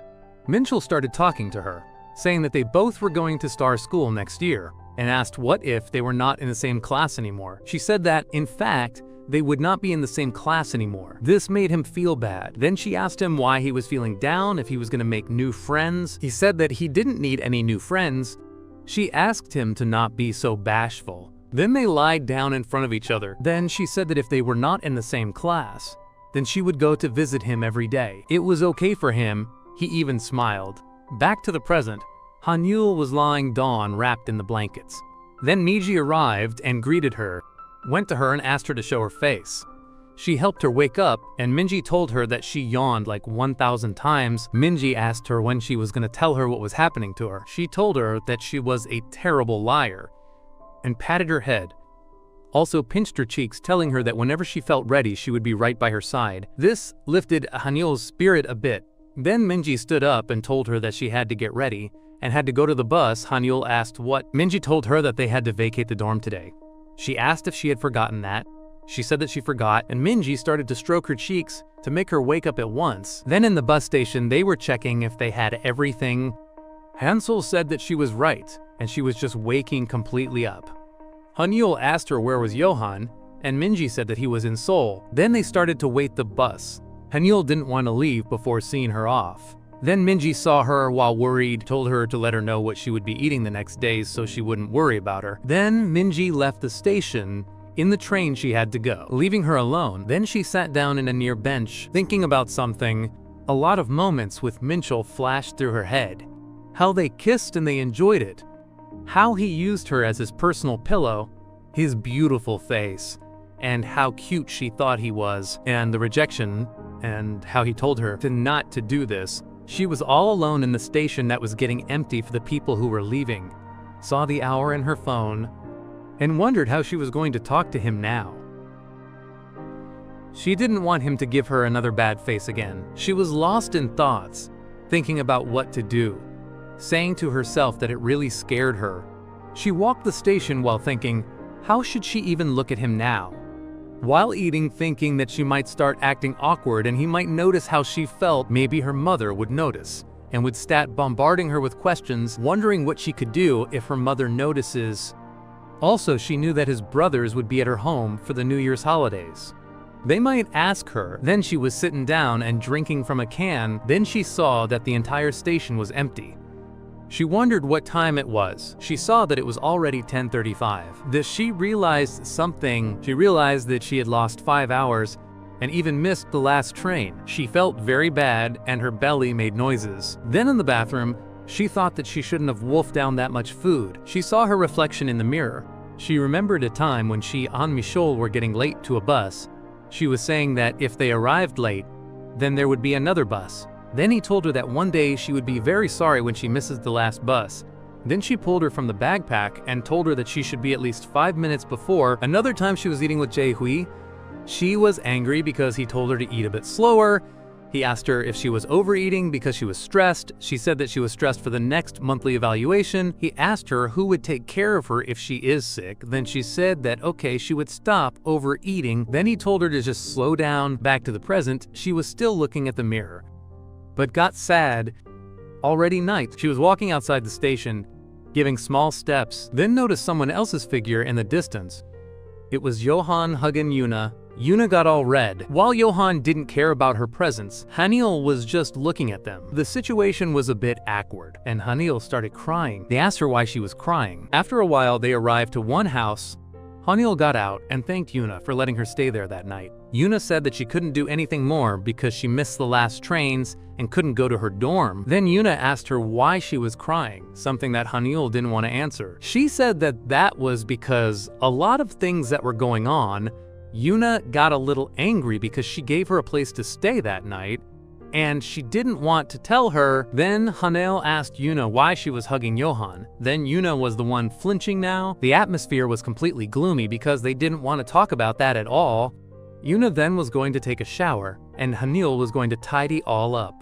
While she was relieved of not telling her what happened to her, while thinking that she couldn't tell her that she got sad when she saw her being lovely with Johan, then saw the living room completely messy and thought that she was really dirty. Then she started to clean up. Looking under the couch, she noticed something. The Yuna asked her if she could hand over a towel from the dryer and saw Haniel all red holding something. This shocked Yuna a lot and took that away from her, asking her what she was doing. Haniel said that she was just tidying things up, and it was under the sofa. I want to know what it was, but isn't shown. Yuna asked her why she looked under the sofa. She tried to calm her down, saying that there was no shame on enjoying herself.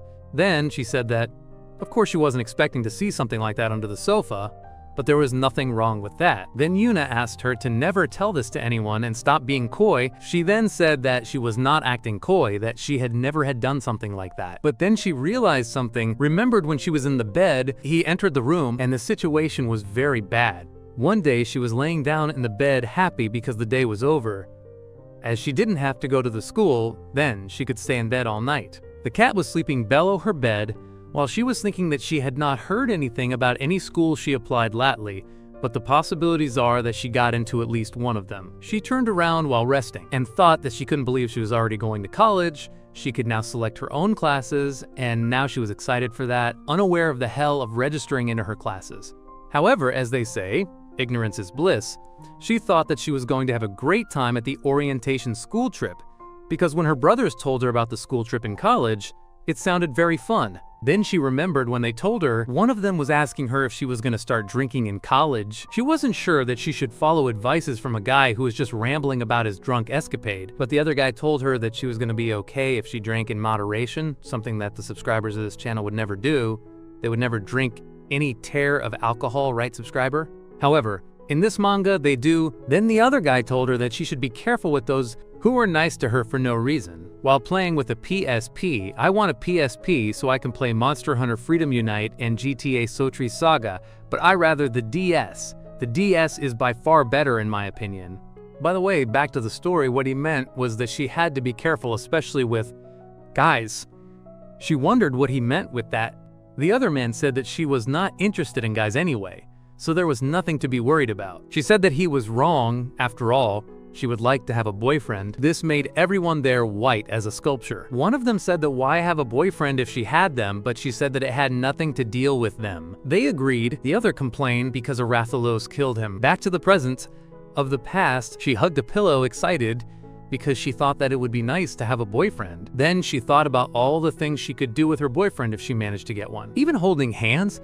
That would be the best to do if the editor of this video would have the possibility of having a girlfriend, that the possibilities of that are 0%, or even kissing. This made her blush. Then she wondered how she could remember that after all those years. Then was still thinking that she wanted to do that with her future boyfriend, and wondered if that was what she wanted. Then Minchul arrived. And yes, it seems like his original hair color is black. She was shocked in fear. While he was telling her to come to eat dinner, she threw him the pillow and told him that he should have knocked the door. He asked why she was saying that if that was never a rule. She told him that it was a new rule now. She told him that the next time he came in without knocking the door, then she would be dead. While wondering if he saw what she was thinking. He regained composure. He lifted her and told her to stop talking nonsense and go to eat. Then took her with him, carrying her like a luggage, while she was asking him to put her down, and complained about him all the way down to eat. Back to the present, Yuna echoed why she was so quiet now, and asked her if she had done it before. She then confessed that she tried to in the past. Yuna asked her what she meant with that. Then took that think that I don't know what is, but would want to know what that it maybe is, a video game controller. However, they both went to bed for the night. The next day, some noise woke Yuna up. She went to find out which was the origin of those noises. It was Hanil. She was washing the dishes. Yuna asked her why she was doing the dishes. She said that they were just piled up while Yuna was still asleep. It turns out that the entire house was now very clean. Yuna was surprised for that and asked if she wasn't going to bed tonight. Hanil asked her if she could vacuum her floor because the floor was filled with hair. Yuna agreed. Then Hanil was folding the rest of the clothes. Yuna just stared at her and told her that she was full of surprises. She said that she figured she would be clumsy with housework because she was uncoordinate at the cafe. But Hanil said that she was a domestic goodness. Yuna couldn't refute that. Hanil said that she was a terrible cook. She was helpless there. That's why she leaves all cooking to someone else. And then her entire atmosphere darkened, saying that that boy was really annoying. Meanwhile, Minchul was cutting onions, preparing food. He tried it while thinking about how he treated Hanul. He let out a sigh. He covered his face while wondering what he did that for. He shouldn't have done that. Then he offended himself. Then someone walked in and asked him if he was gonna have a party because he had a lot of dishes made. He was Kim, the older brother #1. He asked him if he just came into his place and prepared 9 dishes, and asked him what was going on. Mikkel asked him what he meant with that. Kim asked him if he had a fight with Hanul, because the number of dishes was equal to his stress level. Then said that if they had a fight, then he was sure that it was 100% Minchul's fault, and he had to apologize to her profusely. Minchul asked him why it had to always be his fault. This confirmed his suspicions, and told him to be quiet and listen to him. Minchul didn't want to pay attention, but Kim told him that he had to say something before he started to wallow himself in his own misery. He told him that whenever he was in trouble, he had to speak up. While he was speaking, Mikkel just told him to try his dishes, because they taste good. Kim didn't like this, and just ate thinking that this was Hanil's favorite. In another place, someone was doing some handwork happily. It was Sohui. She made a collage of her, Hanul and Minji, though she covered Minji's face. She was happy with the result of her work. Very happy. She was glad that she mustered up the courage. She gathered the courage of asking her a photo together, and seeing the photo, happily, she wondered when she would be able to see her again.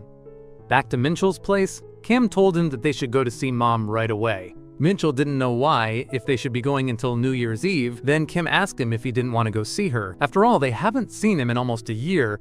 Minchul said that he didn't announce the visit. While watering in sweat, Kim asked him if he didn't want to go see her because he had a fight with Hanul. Then at another place, Minchul and Kim arrived. Minchul was very worried. There was the older bro, Number 2, it was Junmin Kim. He hugged them both because he hadn't seen them in a while, and pointed to the fact that Minchul was taller and Kim Ha-jun is shorter. Then he noticed something and asked if Hanyul didn't come with Minchul. He said that she would probably come with her mother and ordered him to get his hand off him. But then someone arrived. The brothers greeted their auntie. They were happy to see her after a long time and asked where Hanyul was. He said that she had to see with her friend and that she would probably be there tomorrow. The older Kim held Minchul by the shirt and told him that he should have come with her. Then someone interrupted and yelled to let her in. She was Hyun-suk.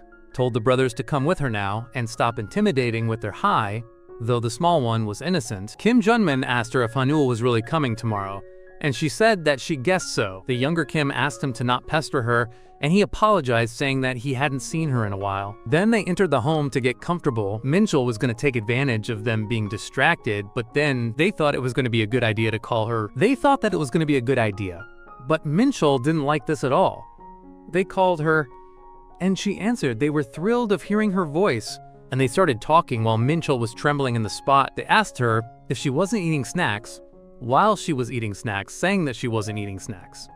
Hanyul asked them what the problem was. While she hoped that they don't ask her when she was coming home, but that was exactly what they asked her. Older Kim called her name and also asked her when she was coming home, saying that everyone misses her and they wanted to see her as soon as possible. They also said that Minchul was there too. She asked what they just said. Then she made a summary of everything that happened in her mind. Her lying to Minji for things not getting awkward, missing the last bus, and sleeping at Yuna's place after seeing her being loving with the other guy. And now Minchul being home pissed her off and asked her family how it was going to be. Then she said sorry, but she was not going to go. They asked why. Then while Minchul was about to leave, she told him that she liked her and he rejected her. They turned their gazes at him, and there was then he felt true fear in his heart, and the Kim brothers started to chase him while the auntie stayed there with a sad expression. The older Kim was already stepping on him while the younger Kim took a slipper to hit him with it. Then we are teleporting to Bawailing. A girl was excited. Her friend asked her what got her so excited now. She said that there were 3 guys in the next table. She said that they were gorgeous, and her friend asked her to take her there. Then they arrived. They saw older Kim and younger Kim, saying that with them they were going to have 10 years of happiness and they were in luck. But there was Minchul with his head on the floor. They wondered why he was like that. He was shaking and trembling in that position, while Wis' shirt was dirty on the back, while older Kim was playing bowls and younger Kim was in his cell phone, wondering if it was okay for Minchul to be in that position. Then older Kim threw the ball, and it didn't hit any pines. Despite that, he was happy with the result, saying that he didn't want to hurt the pins, and that it was Minchul's turn. He stood up, threw the ball, and hit all the pins. A clean sweep. Then they talked like good friends, talking about the game. All this while Minchul was still feeling down. Then younger Kim told him to go away because he had to practice. He didn't want to go yet, and younger Kim told him that if he beat him in the next round, then he would buy him any snacks he wanted. He then agreed and left to allow him practice, leaving younger Kim with Minchul. He told him that at first he thought they both had a fight, but now he knew it was way worse than he though. And he asked Minchul why he didn't like her. He then said that he actually liked her. The younger Kim already knew that. Minchul asked him how he knew that, and Kim told him that it was obvious while drinking a Red Bull ripoff. Then he pointed out his behavior when he is around Hanyul. He was like her personal stray dog, what Minchul didn't like but couldn't deny. Then younger Kim put down the Red Bull ripoff and asked him if he didn't know what to answer, and just said something vague without giving her any real answer. But then he told him that he couldn't change anything if he just kept running away. He didn't like that and bit his lip. Then someone arrived, calling their attention. There were the girls from before, asking them for their numbers because they watched them from afar and thought that they were very cute. Then older Kim arrived, asking the boys if the girls were asking them for their numbers. He told them that Minchul was in love with someone else and that younger Kim was married, but younger Kim said that he should stop messing around. The girls asked if he was kidding, and younger Kim clarified that he was not married, but said that he was married once. He asked if they were okay with that, but clearly the girls were not okay with that. Then they left. While being sad for their bad luck with boys, older Kim told the younger Kim that he should already forget everything about his ex, not even talk about her. While they were talking, Minchul still felt down and said that it was better that way. He liked things like they were right now because romantic relationships were doomed. Younger Kim told him that he couldn't argue with him in that because that was how he felt. Then younger Kim said that she liked him and he said not, but after all they did nothing before going out. This touched a nerve inside Minchul because he knew exactly what he did, while younger Kim kept going, saying that if he gave it some time, then everything would go back to normal, and he should stop acting like it is the end of the world. But Minchul saw to another part, expecting the conversation to end right there. And sweating, trying to relieve his guilt, the older Kim arrived and saw the younger Kim, giving him forgiveness for his sins. Back to Yeon's house. She was doing her stuff in her computer. Then she received a message asking her for dinner plans and asking her to go out together. This made her blush red. She answered the message wondering if he didn't hold anything back to be so bold and invite her out just like that. However, back with the brothers, they were having a meal while the small Kim was saying something to Minchul. He warned Minchul that he was going to drop a bomb right to his face and he was going to be the most direct person possible. And around the weirdly well-drawn food, he said that he was going to regret it. This left Minchul with a cold face, like wanting to say something with hate. Meanwhile, in another part of the world, Jae-hui was lying down on his bed, lost in thought thinking, which was the reason of Hanil crying back then. She was just standing there looking like the saddest person in the world. Looking at his phone was her profile picture. He could just wonder why. What was the reason? In the past, one day, Hanil was wondering if she should just dye her hair.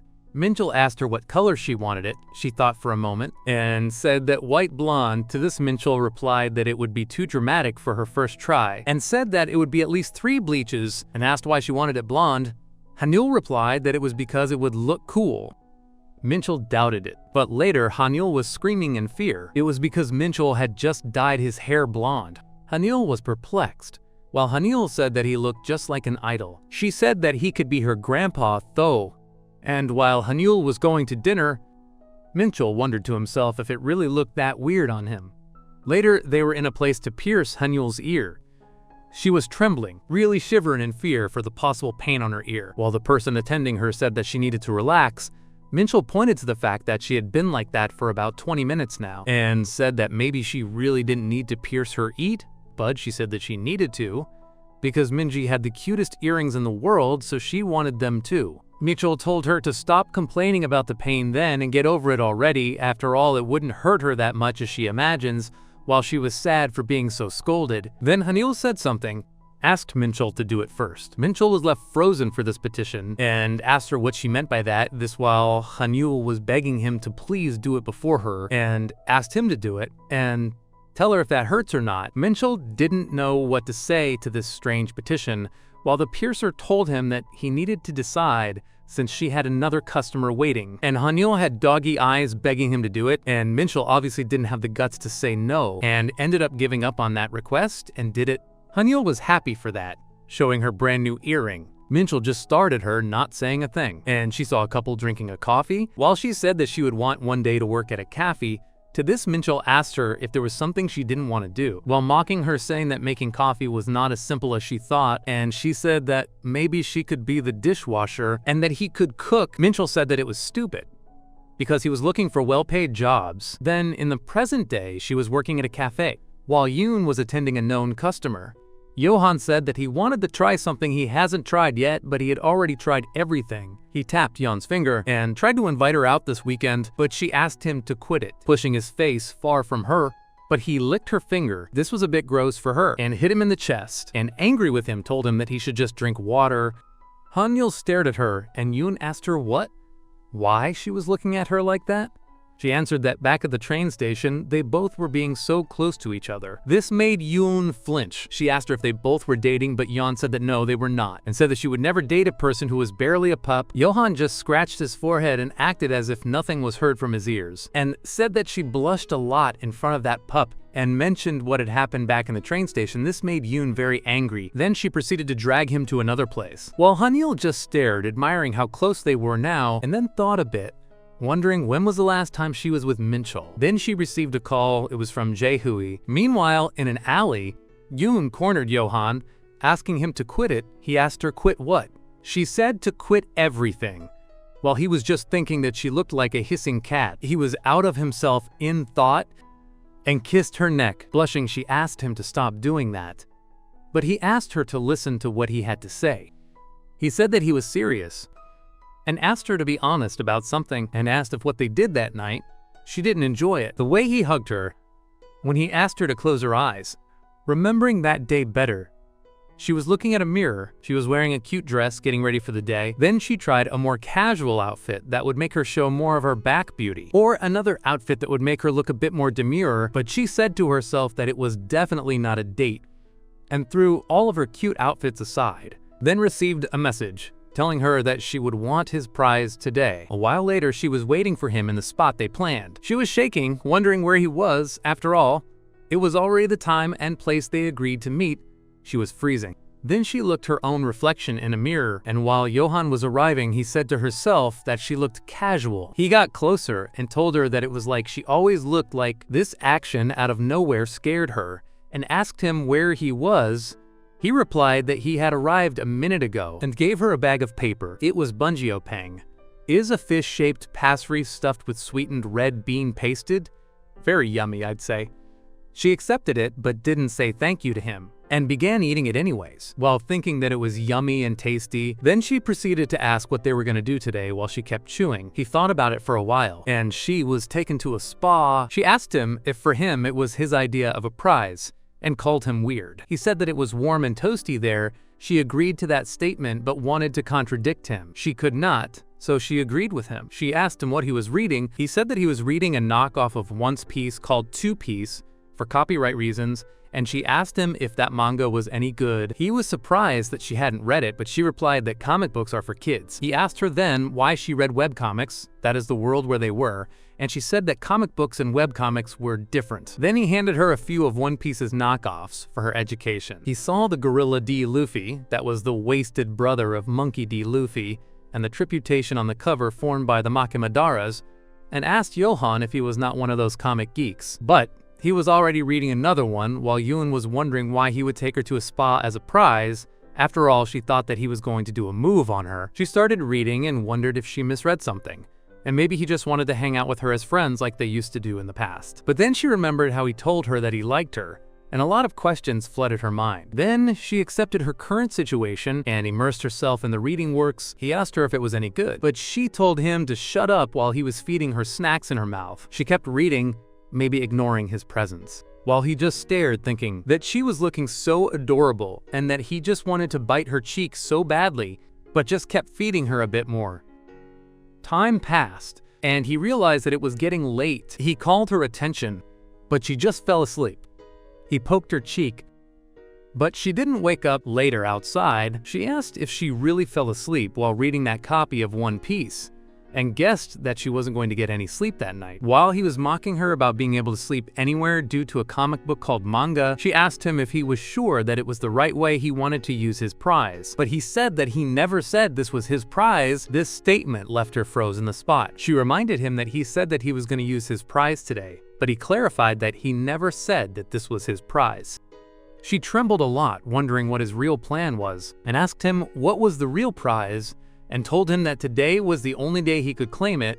He said that he already knew what his real prize was going to be. He stepped closer to her.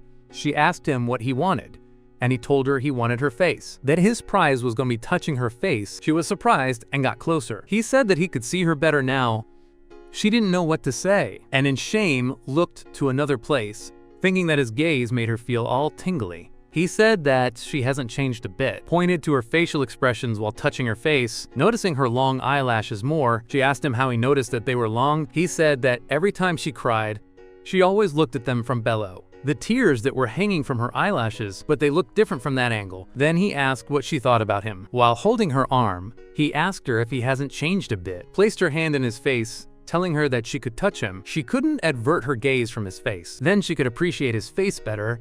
His eyes, his nose, and his lips. He looked exactly the same as before, but even though he felt very different at that very moment, then he asked her to close her eyes. He held her face by the cheeks with the intention to kiss her, but his real intention was just poking her cheek, and asked her what she thought he was gonna do. Pulled her cheeks while telling her that he didn't plan on kissing her until they were officially going out, and called her a flirt while her face was all red, flushing and getting hotter and hotter every millisecond. And just barely speaking, she said that he told her to close her eyes while he asked her if she really thought he was going to do that, while thinking that she was looking very cute, and she screamed at him, telling him that he was such a kid. They hugged tightly, and he told her to watch out because the floor was slippery. She hugged him tightly, saying that he was acting so calm and cool, but his heart was beating at an abnormal speed.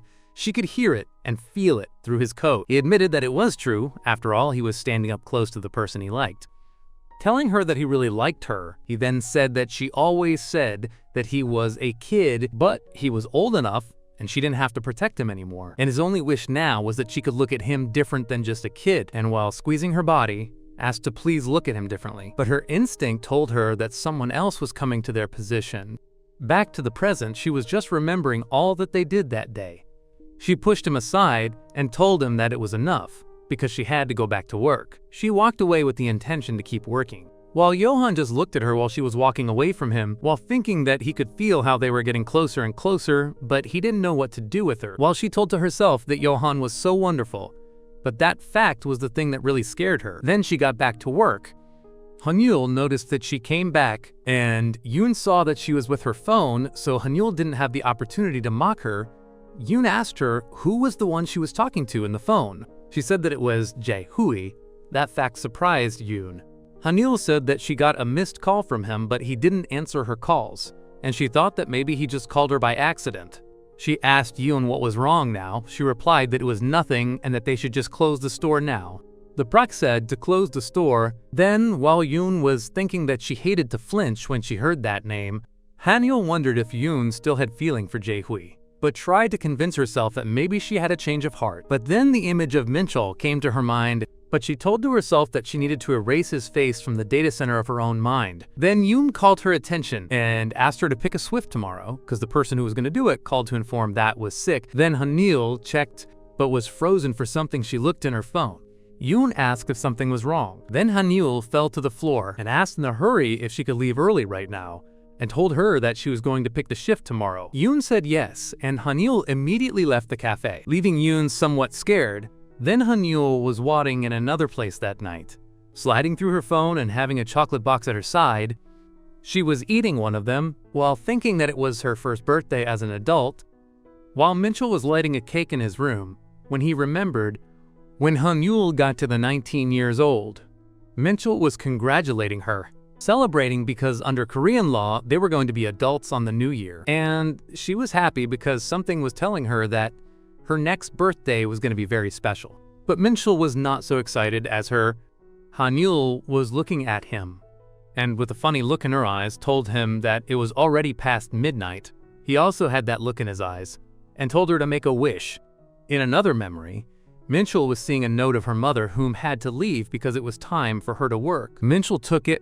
It was when he was still a little boy, then wondered what he had to do with that money his mother left him for food. But then his attention was taken by a little Hanyul who was wishing him happy birthday and asking him where he was going. She went to where he was and Minchul asked her where she was going. She said that she was going to buy a cake. Then she invited Minchul to come with her. He accepted. While walking, they were talking about cakes. Then the light turned green and were going to cross the street, and bought a variety of cakes. Hanyul was very happy by all the cakes she bought from the pastry shop. Minchul told her to be careful or else she was going to drop them, but she reassured him that she was not going to drop them. Then she got her attention stolen by a brand new park where kids could play and she wanted to go, but Minchul tried to stop her, telling her that her cake was going to melt, so they first had to take the cake to her house to make sure it was safe. But she told him that it was going to be fine, they could play just a bit, the cake was good because the seller put a ton of ice in it. Minchul couldn't convince her otherwise, so they spent a bit of time playing together. But they played a little too much. That it was already sunset, Hanyul noticed it and wondered what time was it, and realized that her mother would be furious at her. Then took the cake with the intention of hurrying up, but something was off. Opened the box where the cake was and closed it immediately. It was soup already, and lied on the floor of sadness, saying that she totally ruined her own birthday. Then Minchul remembered he had some money that his mother left him. Then after that she had some pastry to eat. But her mother was angry at her because she played outside all day and the cake was ruined. Also, she bought chocolate pies with Minchul's money. She was reprimanded by that. She asked Minchul to accompany them to eat dinner. Because of the money he had to spend on Hanyul, he agreed to that, while Hanyul told him that she was going to do anything to return him the money. Also, Hanyul's mother wished him a happy birthday and asked him if he had a cake yesterday. He paused a moment and replied that he did not, because his mother and brothers were busy, so he could not have a cake on his birthday nor today. Also, Hanael asked him if he blew the candles, but he said that he did not, and he was okay with that. But Hanael said it was not okay. It was because someone got to make a wish only once a year, then purposed that they both blew the candles together right before midnight. So he should just stay at her house until then. Her mother agreed to that, and he had no other option than accept. Time passed, and the little cake they had in the center of the table had 7 candles lit. She asked him if he had any wish. He replied that yes, he had one. Then, when the clock said it was already 12, they both blew the candles, and Hanael's mother clapped at them. They wished happy birthday that with no place to any doubt was a really happy memory. Since then, blowing the candles together became their little tradition, because when one's birthday ended, the other one's began. In another memory, Minchul was 11 years old and was getting ready to leave. The tall Kim asked him where he was going, and he said that he was going to meet up with Hanael and other kids. The taller Kim told him that his hair looked weird, but he replied that it didn't, but Kim said that it looked ridiculous. Kim said that Hanael had the same style. Minchul let out a breath. Minchul said that he was being ridiculous and he had to stop mocking and get ready for his makeup classes. Kim was frozen because Minchul knew his little secret, but left him speaking alone while he was leaving already. And Kim wondered, since when Minchul had become so precocious, already at Hanael's home he was calling her out, but she didn't come out. Then the door was opened, but Hanael was crying alone in her home. Minchul was a little panicked from seeing her crying like that and asked her what was wrong. Already inside her room, she was still crying. Minchul asked her what was wrong with her. She wouldn't answer and just placed her face on the pillow. Then she was ready to talk. She said that it was because of her mom. Because she was not going to be home for her birthday again, she didn't assist to her last birthday for work, and she promised her to take her to a theme park, even promised to buy her a 2-tier cake. She had promised her a whole day with her, but didn't accomplish her promise. Minchul was sad for her. He tried to justify her mother, but she couldn't understand why she had to be busy every day, even in her own daughter's birthday. Then she said that she loved her work more than her own daughter, but who would like to work actually? However, Minchul told her that she could spend her birthday with him, they could blow candles and everything. But Hanael said that it was not going to be possible because he had to go training with his basketball team, and he was a very busy man. She was so frustrated, saying that everything was very annoying. Then Minchul asked, please to stop crying, but in her perspective, everyone hated her. Minchul was worried about her, thinking, then he promised that he would come to spend her birthday with her. She stared at him, not believing him. He said that he would play with her all day. She asked that if he would, even if he had homework. He assured her yes, and asked that even if he had basketball practice. He said yes, even if he had basketball practice. She didn't believe it, and he said that she could be a princess, and since everyone had to obey princesses, then he would obey everything she asked of him, so she would stop crying right now or else he would start crying. She stayed silent for a while. While he was wiping his own tears, she asked if it would be all day and everything and anything she would say. He said yes, everything and anything. She, with a smile, asked him if he promised her that he promised he would do anything and everything. He would treat her like a princess. That day, Hanael's mother was leaving to work, apologizing to her daughter, telling her that she would bring her her birthday cake, but she seemed confused by seeing a bright smile on her daughter's face, and asked her if she was feeling okay. To this, Hanael replied that yes, she was feeling great, and she revealed that Mikael was going to be her servant for today. Later, Hanael was going to where Minchul was. They greeted each other, and she reminded him that he was now talking to a princess, while she was sparking shine with a bright smile brighter than the very sun.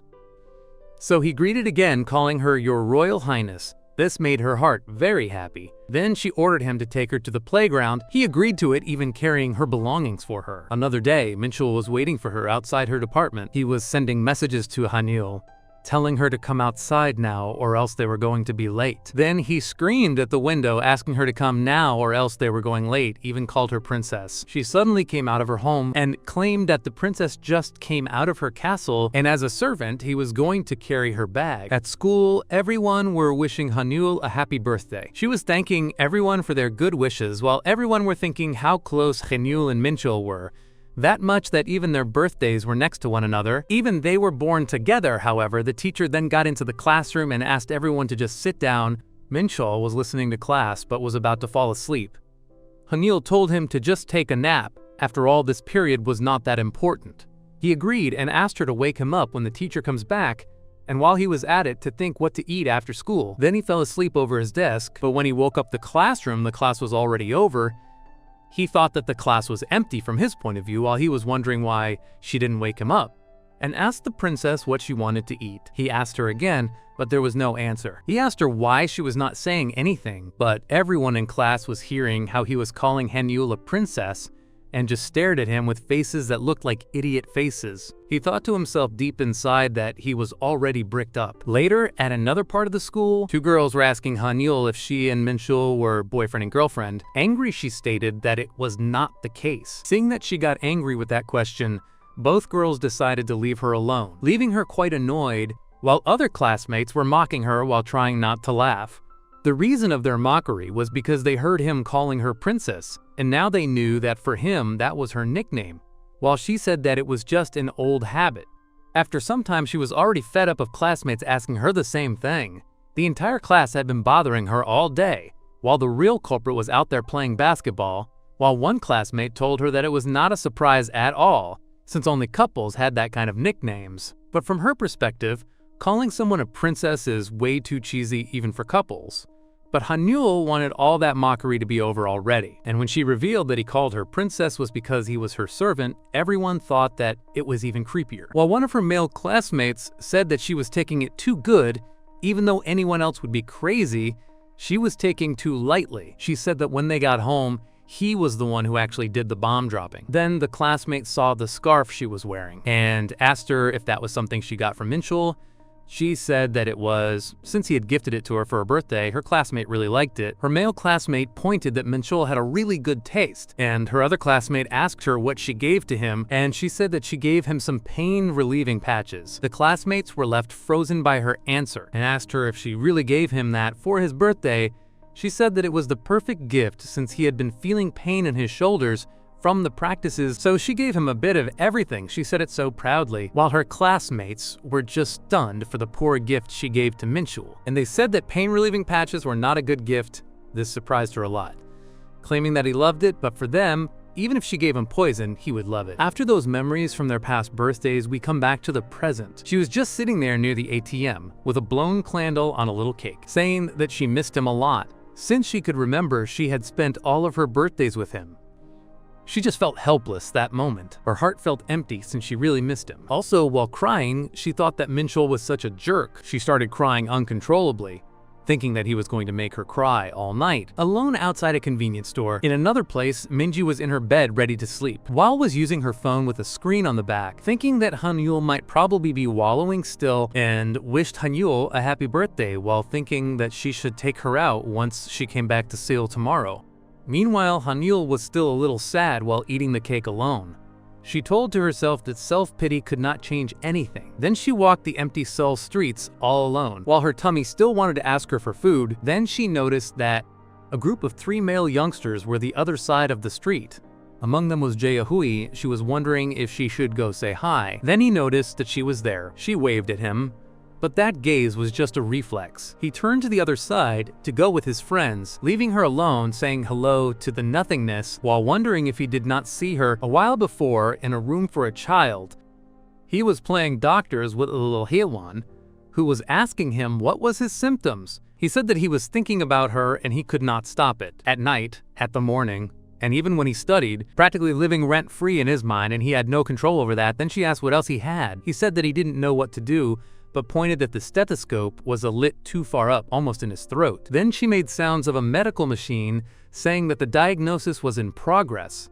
She said that she had the result. Jae-hui asked her what he had. She said that he was lovesick, he froze in the spot, and asked where she had learned that word. She ignored the question and asked him if she thought that she had the same symptoms. He said that he didn't think so. Then she said that considering that it was worse than she though, that he had a crush. He asked, "A crush?" Then he let his body fall over the sofa, while she said that it was one of the worst cases she had ever seen, and while thinking about Hanyul, he wondered if it was real that he had a crush in Hanyul, twitching and meditating on that matter, thinking that he was not sure what to say to that. In a cafe is explained something about Jae-hui. The people he dated often asked him the same thing. Is there something wrong? They would take his hand and tell him that if there was anything he would be going through, he could tell them, and he didn't have to suffer alone after all the way he behaved and he talked, led people to think he had some kind of trauma and would ask him to unload everything to them. But he always wondered if there was something to unload on them. This was just the way he was. Born into a wealthy family, and with every advantage on his side, he was the definition of gorgeous and wanted for nothing. But because of that, his life was hollow, and he had nothing to truly yearn for. In his life, he actually never truly wanted anything that he didn't have until he met Hanul. He could not keep it under control and was totally hung up on her. In his mind, she was interesting and was a distraction, but he could not let someone to stir him up like that and didn't like how that felt. Someone of his friends made him snap out of those thoughts and asked him if he was coming with them or what, even though he never said yes. Then among them started to talk about relationships, but then he interrupted them, saying that he was coming with them. They couldn't believe it. He said yes for once, then congratulated him, saying that it was about time he finally agreed to go with them. They were really happy. He agreed because he had to clear his head a bit. His plan was to get her out of his mind little by little, as if she had never existed in the first place. Later in a cafe, Minji was with Hanul. She gave her a little bag with a gift in it. Inside was a cute bracelet sparking. She wore it and lived it. Minji assured to her that it was waterproof. Then they talked a little about the job, and Minji asked her how she felt.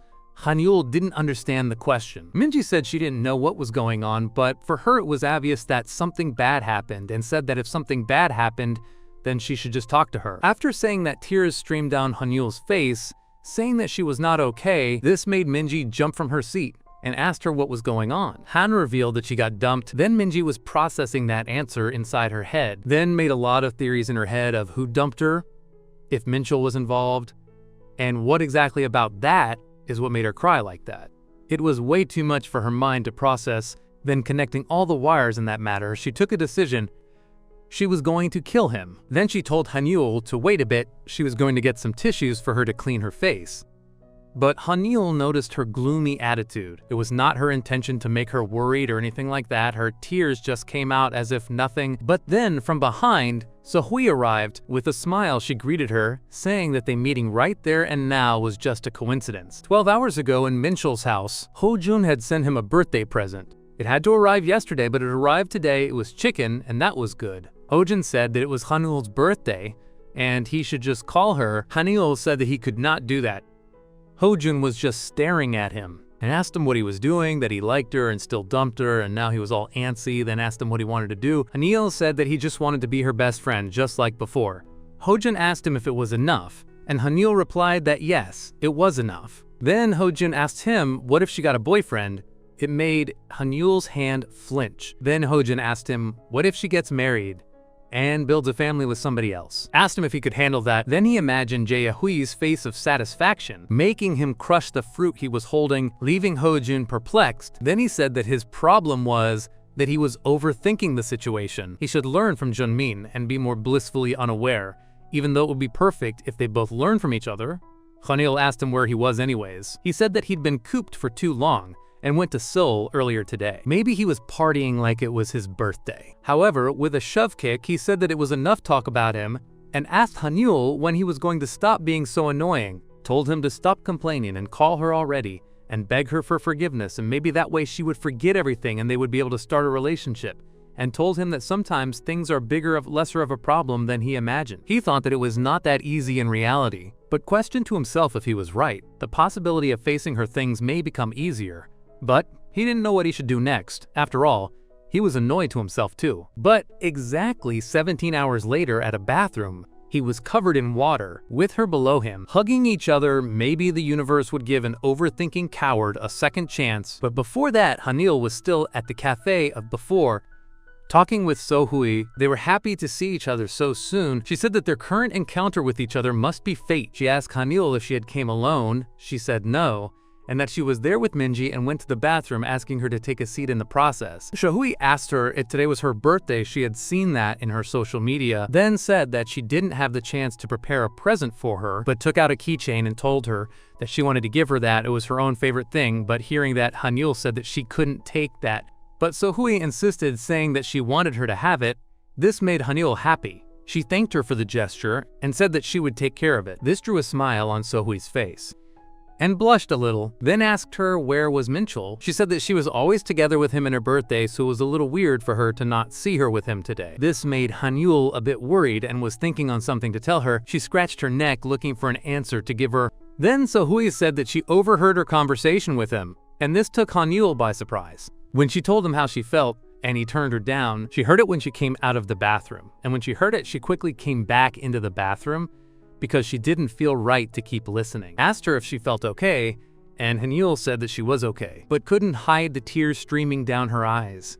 She wanted to hide it, to not worry Sohui, but she could not hide it and made Sohui worried. Sohui apologized, saying that she shouldn't have brought that up, and Hanyul reassured her that it was okay and this was something more like a reflex than anything else. Sohui felt bad about her, held her hand and told her not to be sad about that, and told her to get rid of anyone who only causes her pain. She said that she hated to see her like that, and told her that there are a ton of people to love even though it was not him.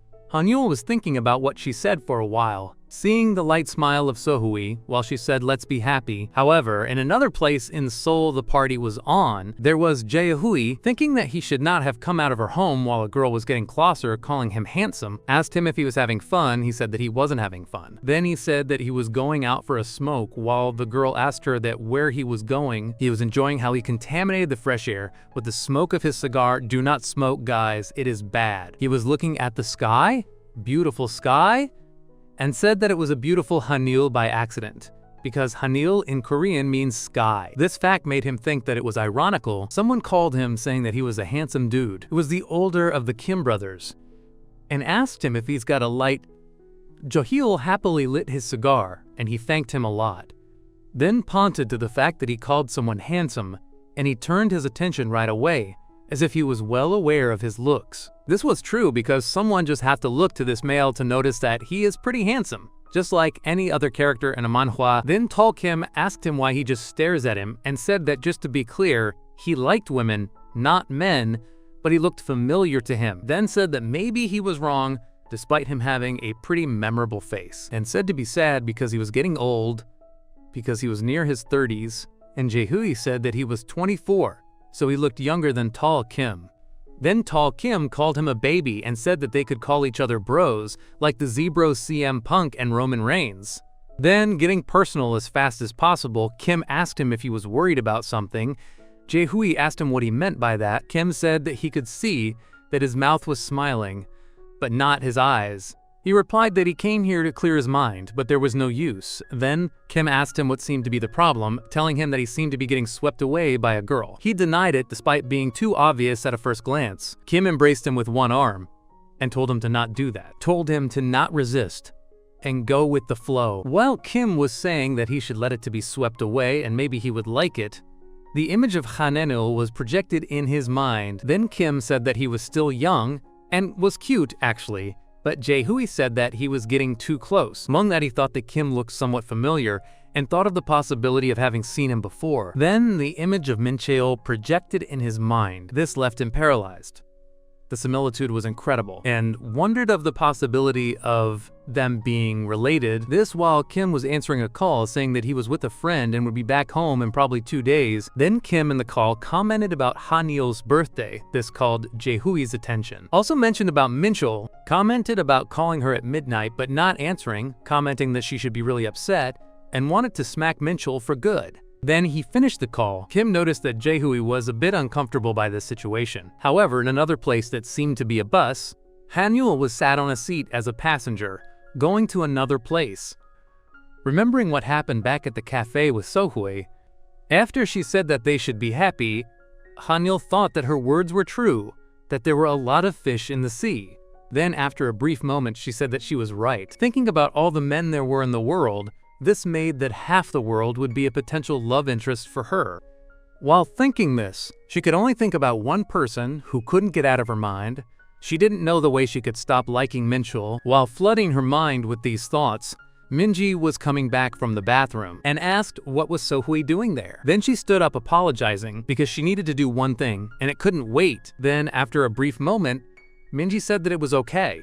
She said that she didn't know what she was going to do, but in reality, She actually knew what she had in her little mind. She was happy to see her smile once more and said that she had to do something too. Then Hanyul said bye and left in a hurry, promising that the next time they eat together, she was gonna pay. After saying goodbye, she was left alone. Then saw Sohoi, who was glaring at her. That silence was somewhat uncomfortable. Just like outside the club, in Jae-hool and Taller Kim's situation. While Jae-hui was thinking that the moment was not possible, Kim told him that his phone was ringing too. Then while Jae-hui was answering his phone, Kim just stared at him. Then asked him if who called him was his girlfriend. Jae-hui replied it was his niece. Kim asked him how old was her and if he had a photo of her. He showed him one, and he commented she was cute. Jae-hui asked him if he liked kids, and he said yes.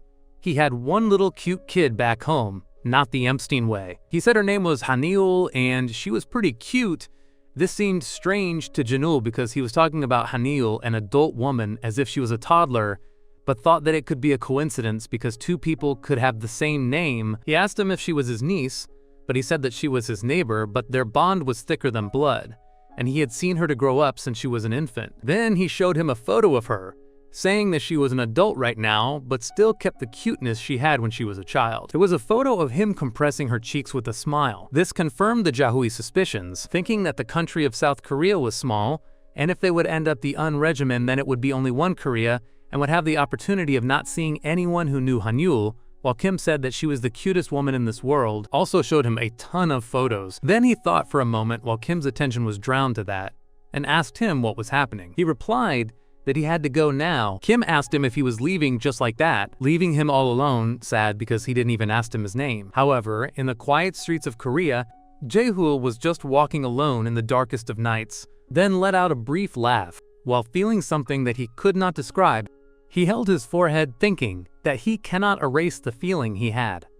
Then became a ball in the middle of the street, realizing that for the first time in his life, he was feeling pure love. However, when the sun was rising in the morning, Yeon-san was surprised because Hanyul arrived and asked if she didn't say that she was not coming this year, asked her if everything was okay. While trying to say something, she thought that she had to think of what to say in this situation before coming. Then, as an excuse, she said that as she was staying in a friend's house, she didn't have anything else to wear. This was a lazy but quite good excuse. Yoon-sun said that she should have called her anyways, and she could have cooked something for her birthday, and invited her to eat together with Hyeon-suk, but she just wanted to talk with Minchul as soon as possible. And to not make things uncomfortable, Yoon-sun said that Ho-jun was going with them, but Minchul was not going to be present. Then she asked what was Minchul doing right then. Yoon-sun said that he was resting at home. This drew a smile in her face.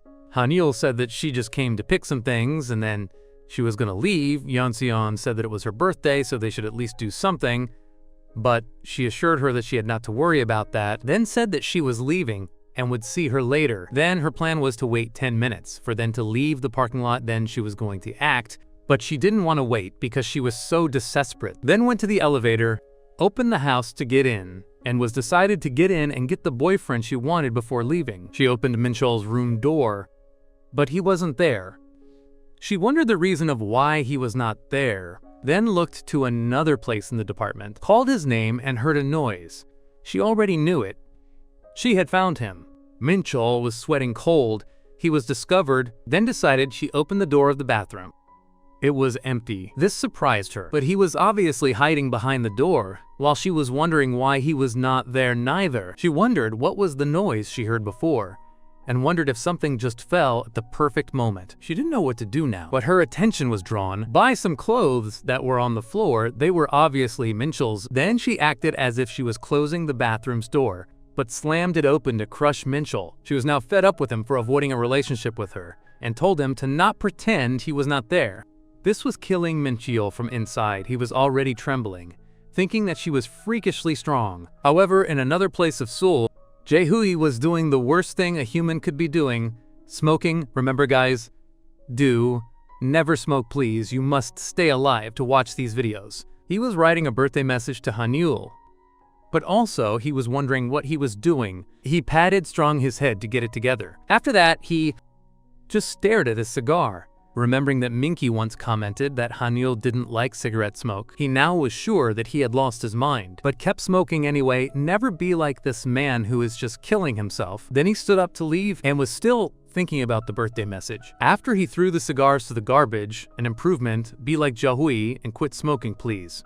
Back at the bathroom, Hanyul was still trying to open the door, while Minchol was still trying to close it. For her was a ton of effort. For him was nothing physically, despite it being a big effort emotionally. Then the door was suddenly shut, and put the lock so it could not be opened. This shocked Hanyul and lit the anger candle inside of her, was hitting the door, ordering him to open it right now. Then he said that he could not do that because he was naked. This for some reason excited her and asked him what the hell was he doing. She tried to open the door despite having lock, and he asked her to stop it, and he was scared of her right now. She took off her coat right away and let out a sigh to calm down. Then told him that she had a stomachache and claimed that it was an emergency. He said that she should go to her house and deal with it there. Then she said that her toilet was broken and that was why she came there, thinking that it sounded convincing while she was clenching her fist, hoping that her excuse would be viable for her objective. Then told him to open the door or else she was going to be the girl who pooped in her doorstep. He didn't know what to say now. He was cornered and had to open the door. Then he opened the door and said that it was already enough. They were face to face right now, but he didn't make sure that she was not pushing the door, and by one of the laws of Newton, I don't remember which one, they crashed and fell to the floor. While processing that pain, he asked her if she was out of her mind or what. He asked what was her intention on entering like that, and complained a bit about the pain while she was on her torso. He then told her to use the bathroom and he was going out of there, but she didn't move, just hugged him. And then he realized that she was lying about using the bathroom. She said that yes, she lied, and was surprised that he actually fell for that. Then their gazes met. Something sparked in them. She was staring at his face and wanted to say something. She smiled and said that she had missed him, and hugged his muscular and tonified torso. This while Minchol was all red, not knowing what to do. But before getting to the good thing, we have to see what Mihui is doing. She is in her phone, walking with Johan, commenting that it seemed like it was Hanyul's birthday, and it would be good to wish her a good birthday via message. Johan was already aware of that, and said that he already had sent her an e-gift card. This while saving her from being crashed by a motorcycle, while the driver was literally sleeping. This scared Minhui, who couldn't believe he did that, passing a red light without a helmet, saying that at that rate he would be dead before learning anything. Then she told him to never think about writing something like that in his life, but she thought that he didn't look like the kind of person who would do that, saying that he probably was just a bookworm back at school, and told him that he was probably still a bookworm. To this he didn't say a thing. She didn't know that she might have just probably hurt him a bit, and asked him if he had been riding motorcycles before. He then said that maybe when he was about 16, this surprised her, and asked him if he was a biker gang in his early days. He said that it wasn't like a bike gang, and she asked him then what was it. He didn't say anything and asked her what she thought he would look like in a bike, but she told him not to answer a question with a question. Then he pointed to the fact that this was the very first time she was curious about him. She didn't know what to reply. Hi, just asked him if that was a yes or not, and he just said that he was glad he learned. Now back to the good part, Hanyul was still hugging Minchol, but then they noticed that something was ringing. Someone was trying to enter, complaining that it was not working, the digital handle, but noticed that he missed the right floor, said sorry and left. This scared Minchol a lot, because he had thought that his family was back, then saw only the silhouette of Hanyul, but she had just disappeared. Then slid the curtain, and she was hidden in the shower. She hid very fast. She asked who was the one who tried to enter. He said that was someone who got the wrong door. She was relieved that nothing went wrong right then. Then Minchol, to get out of that situation, told her to dry off before leaving, and he was going to be outside. But she asked him to help her get out of the shower. He asked her why she was asking for help with that. She was not a little girl anymore, but she said that she was scared just now, and for that reason her legs were not responding her. She couldn't feel them nor move them. She hurried him up because she wanted to get up ASAP. Then he tried to help her to get up. She said that she was practically paralyzed and he had to help her from the shoulders to get her out of there. He was almost fed up, but she was still asking him to get her out of there. Then he got into the shower to help her, but then she clinged on his neck and pulled him down in a fast move. He was fooled again because she was a real good liar. She got him trapped with her legs, and now he could not get out of her submission, and now she wanted a smooch. He didn't understand yet the situation he was in, and asked her what has gotten into her. She asked him if he didn't want to. To this, he didn't know what to say. He asked her to stop talking nonsense and just released him, but she didn't want to. She wanted to kiss him now, but he asked her why she was acting like that now and asked him if he forgot what day was today. She said that today was her birthday, and it was not midnight yet. Based on what he had promised her before, he had to do everything she asked of him, and ordered him to hurry up and reminded him that he hasn't given her the birthday present yet. Then he thought about everything he has done to her, but then he asked her to let him go for a second. Then a sound suddenly appeared that scared both. They were scared, but they wondered what it was, because it was nobody. Maybe it was the wind. Then they looked at each other. They thought now, dang it, bam, shock, dodge. They were all red, not knowing what to do now. Then she said to do it now. She wanted a smooch. It was the princess's orders. He now was forced to do it, whether he liked it or not. Then he did it. He kissed her, thinking now that he had become her personal dog. This, while in his mind, good Minchul and bad Mikhail were looking what had happened to Minchul. They were discussing on what to do, if accept the fate or not, or just ignore what the real Minchul did. The evil Minchul said that they should have just saved all the trouble and accepted her confession. Back then, the good Minchul said that he was born a coward and he had not forgotten what he did in the past. To her wrist, the evil Minchul accepted that it was his fault and said that real Minchul just did things complicated, and the head was going to explode, and thought about the best course of action, remembering of what she said about doing all that the princess said. They both blushed, saying that she was way too cute.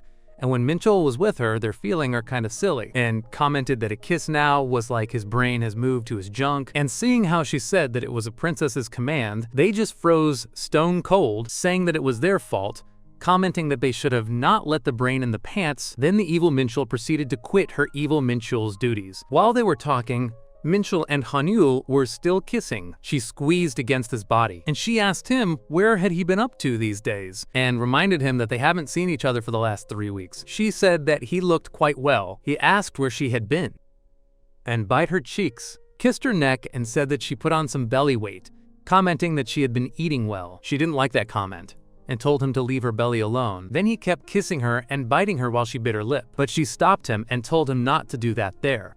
Took out her tongue and told him to do it there. Then they kissed for a while. When separating their mouths, he was very red like a tomato. She, though, for a moment, and a gloom look appeared in her face, then held his neck and told him that he was so annoying, and praised his kiss but condemned what he did to her. For her, he was the most annoying man in the world. She was already fed up of that attitude of taking care of everything she needed. While acting all picky, he always ended up doing everything she asked for, and asked him to not be so like that in the future, not even if it is her birthday, and asked why he did the kiss.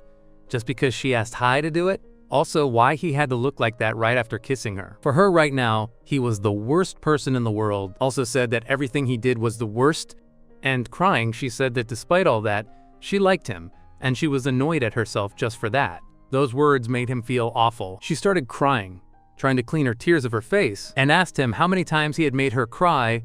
Minchul asked her why she said times, if she had cried many times. He asked why, and she asked him if he didn't know the reason, then kept crying. Minchul didn't say a thing, just hugged her, and asked her to not cry. He didn't know what to do when she started crying, and admitted that he was wrong. He accepted the guilt, and asked her not to cry. She slided one hand through his back and felt the warmness of his body, then asked him to let her go for a second. He didn't wanna. She told him that she was not going anywhere, then held his face, looked at him, and now he was crying. She told him that he always ended up crying next to her whenever she was crying. She wanted to make a command as a princess, but then said that it was actually a request and asked him to be honest. Just for today, she asked him if he hated her. He replied no. She asked him if he liked her. He didn't answer, but she was expecting an answer from him. After a brief silence, he squeezed her arm, saying, "I like you." The answer was there. She didn't say anything for a while, and her face shone with a smile. But then she felt strange. She wanted to hear it from him.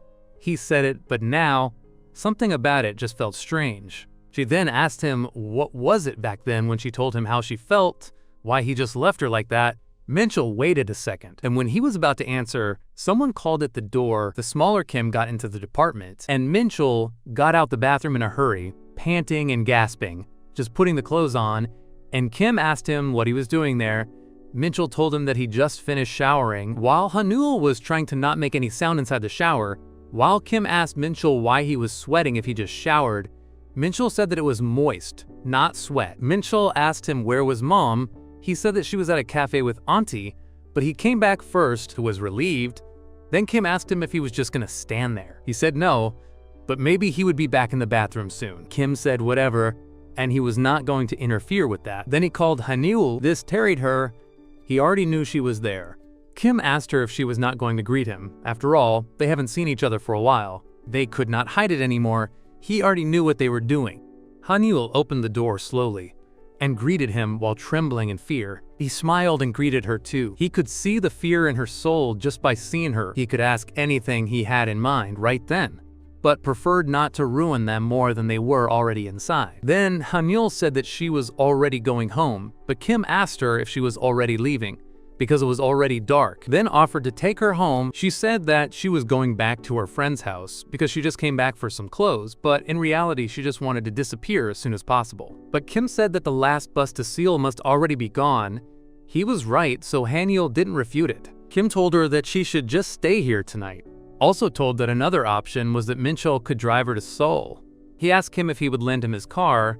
He said that he wouldn't because Mom had it, then took it to another vehicle. Kim asked him if he had a driver's license. He said yes, then he could drive that Junman's car. They were getting ready to take off, while Haniul asked Minchul if he had ever driven at night. He said that maybe 2 times. He thought it wouldn't be hard to drive in a highway, while Haniul said that it was cold inside that car. Then Minchul was ready to take Haniul back to Seoul, while Kim said to Haniul to be good. Then they departed to Seoul. They were quiet for a while. And to break the ice, she commented about his class, a license, and he was surprised that she was surprised.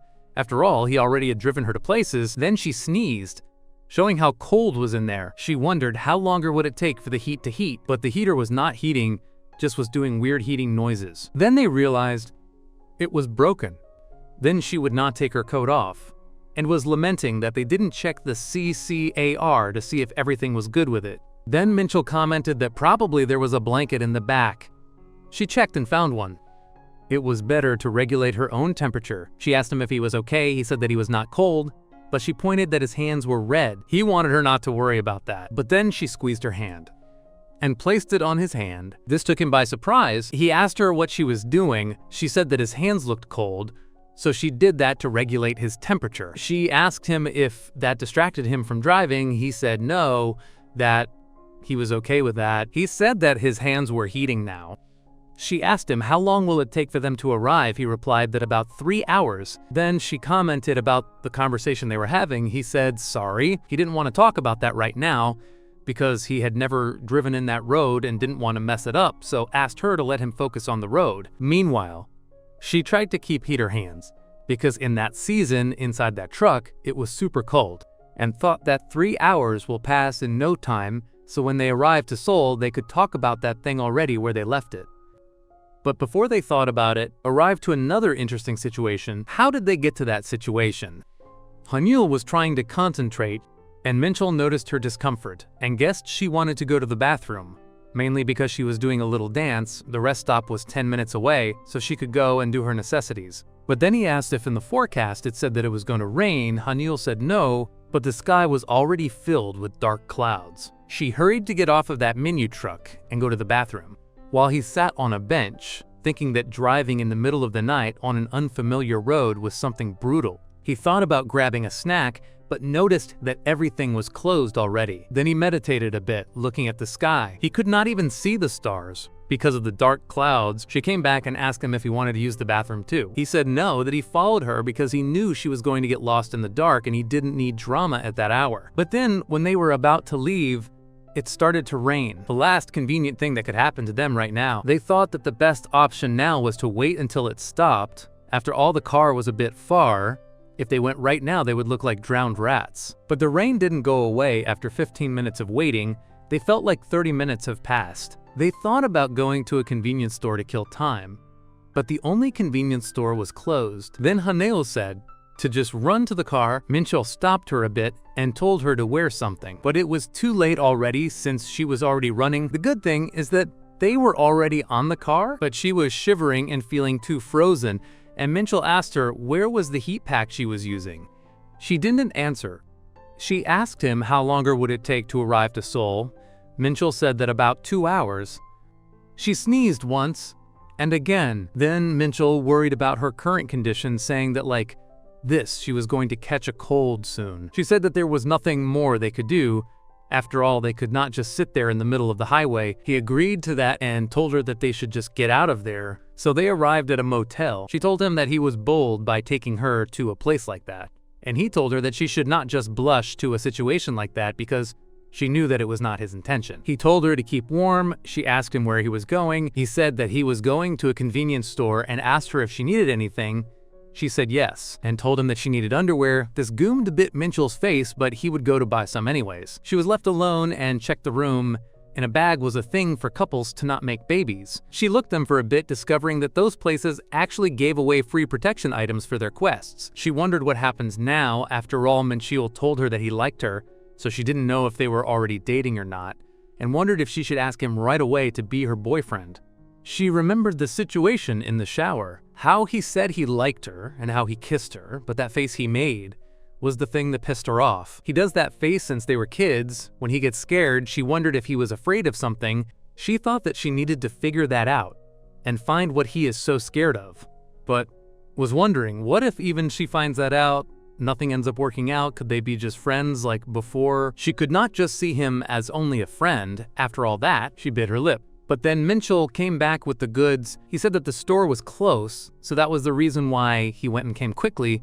He brought her underwear and a t-shirt too. Then she asked who should shower first, she or him. He said that she should shower first, or she would catch a cold otherwise. Then she went to take that shower. She put on the clothes, thinking that the underwear was way too small. When she came out of the bathroom, she asked Minchul why he was just standing there. Then she saw that he was looking at the bed. There was only one bed. She said that she was not going to do anything, and asked Minchul if he trusted her. He denied that. Then he said that he was going to take a shower. He took the shower, thinking that she would bring out the pending conversation. While she was wondering how she should start the conversation, she wondered what to do if it ended up in rejection again, while he thought that saying "I don't like you" wouldn't work as an excuse anymore. They both were scared. They wondered what if they end up just being friends, or even if they cannot be just friends anymore. When he got out of the shower, she was watching a movie, so Hanyul told him that they should watch it together. They just sat on the bed and watched the movie. She was focused in the movie while Minchul was wondering why she didn't say anything about what they were talking before and wondered if she was just gonna let it slide. They were just enjoying the movie and fell asleep. While Minchul was fully asleep, Hanyul was not. She rubbed her eyes and saw that Minchul was completely out. After all, he had been driving all night. She covered him with the blankets and tried to pat him on the head, but he moved aside. She was surprised by that reaction and really annoyed for that movement. She pocked his back with her finger. And Minchul, half asleep, thought at first that it was a bug, but no, it was her just playing with his back. She wondered what she was doing, playing like that. A lot of bad thoughts crossed among both minds. Then he completely in his senses said, "I like you." She thought that what she was doing now was childish and she should just go back to sleep. But Minchul's hand was moving and dragged her. He was hugging her tightly. She asked him if he was awake. He said he couldn't sleep with all that fidgety. She now had to take responsibility of that. He said that she was unbelievable. She pointed to the fact that he was smiling like he hasn't been in a while. Then in the middle of the night, they kissed. She said whoops, as if it was an accident, but they kissed more anyways. Even after not having a conversation about it, they already knew the answer. They only thought that it was lovely. She was all red, and she wanted it to be done already by him. That happened exactly as imagined by the spectator, the reader, and the editor.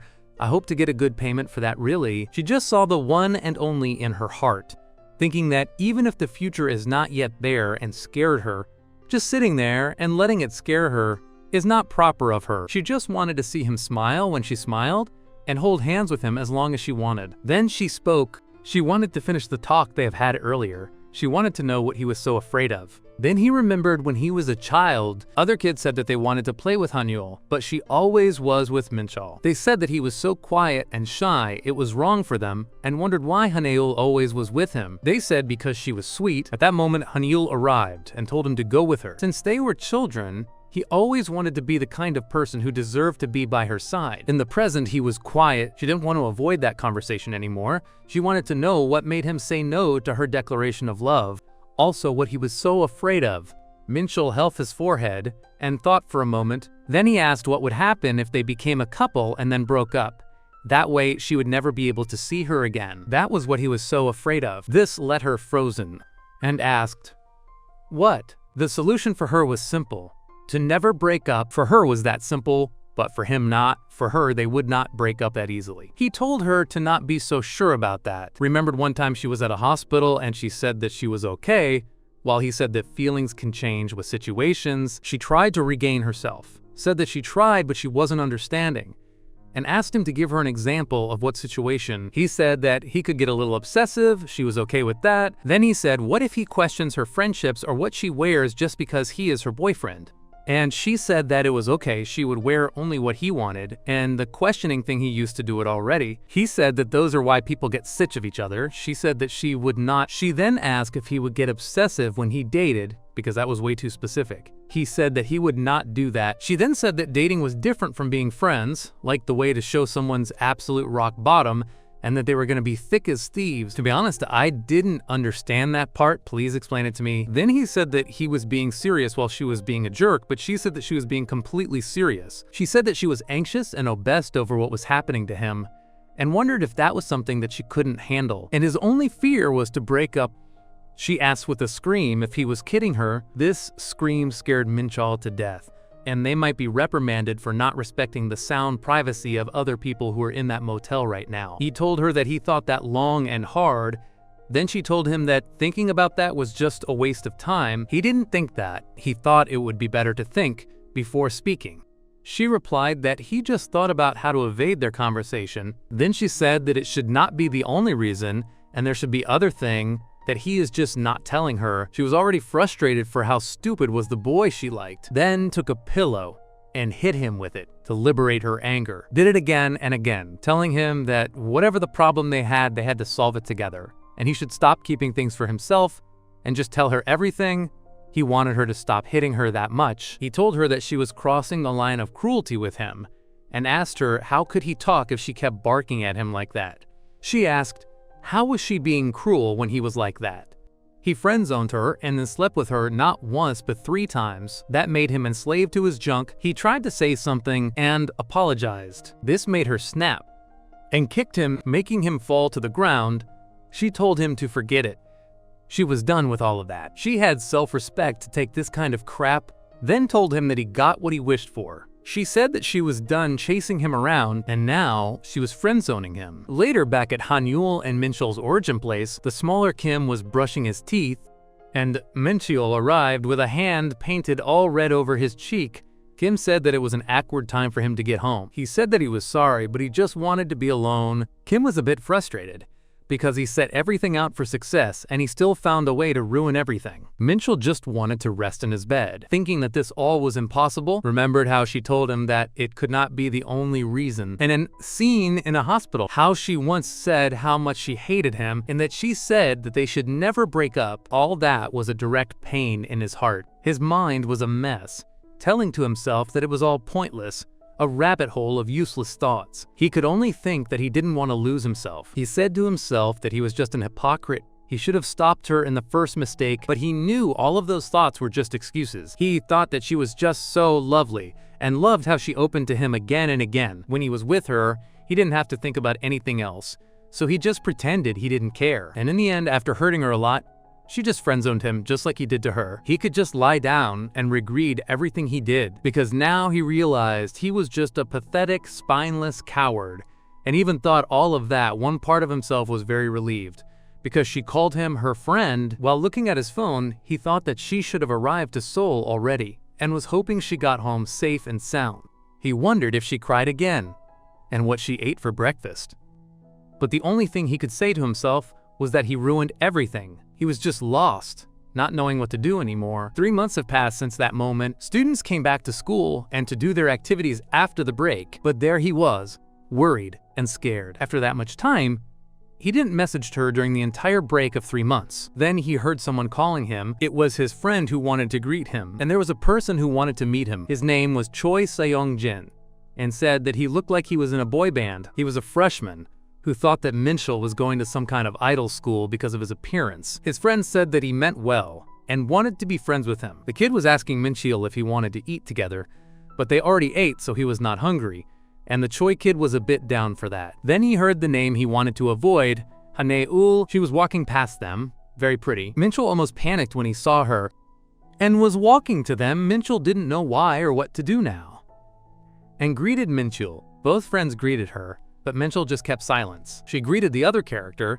that I don't remember the name, but let's call him Green because of his green hair, and Choi was stunned by her beauty. Hane-ul said that she was Minchul's childhood friend, and greeted him like assisted while the Choi boy was still stunned. He just said a few loose words while wondering what was up with that attitude. Just stared at her and wondered if she was really friend-zoning like she said she was gonna do. Then Choi said that she was seriously beautiful. Hane-ul asked if he was referring to her, and Choi said yes. He said basically that she was the prettiest person he has ever seen in his life. She thanked the long compliment, and guessed that he didn't get out much, then wanted to invite her to have lunch together, but Minchul interrupted and told him that he was making her uncomfortable. Hane-ul said that it was okay, while Choi apologizing. Minchul asked her if that was really okay and if she was not uncomfortable for all that, and she said that it was none of his business, especially when they both were just friends. This pinched inside his heart and soul while she showed a big smile, and then accepted to go lunch with Choi, leaving Minchul alone, and with a blank mind, wondering what did just happen. Later, Hane-ul was there with a gloomy look in her face, saying that she shouldn't have. She already had eaten, but Choi looked so excited, so she ate anyways. And of all things, it had to be pork cutlets. She had a full stomach at its full capacity. Then she sat down on a bench to rest her feet, and there was a lot of pain because the shoes were new. Remembered how Minji made her choose a new outfit for the return to class. It was because of what Minchul said. She told her that Minchul didn't start the relationship because he was afraid of breaking up. So her plan was to make his wish come true while looking oddly excited about that. Her plan was making her look unobtainable for any boy.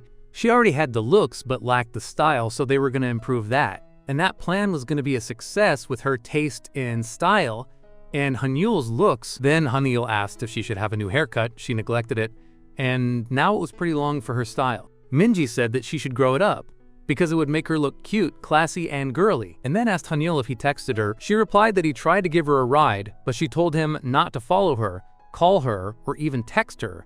This annoyed Minji because he followed the instructions to the letter. Then they kept buying clothes for her new style, while Minji was cursing Minchul, swearing to show him how he just sabotaged his own luck, and even thought that the best thing she could do was setting Hane-ul with someone else. But then Hane-ul came out, showing her new clothes and asking Minji if it didn't look a bit too small.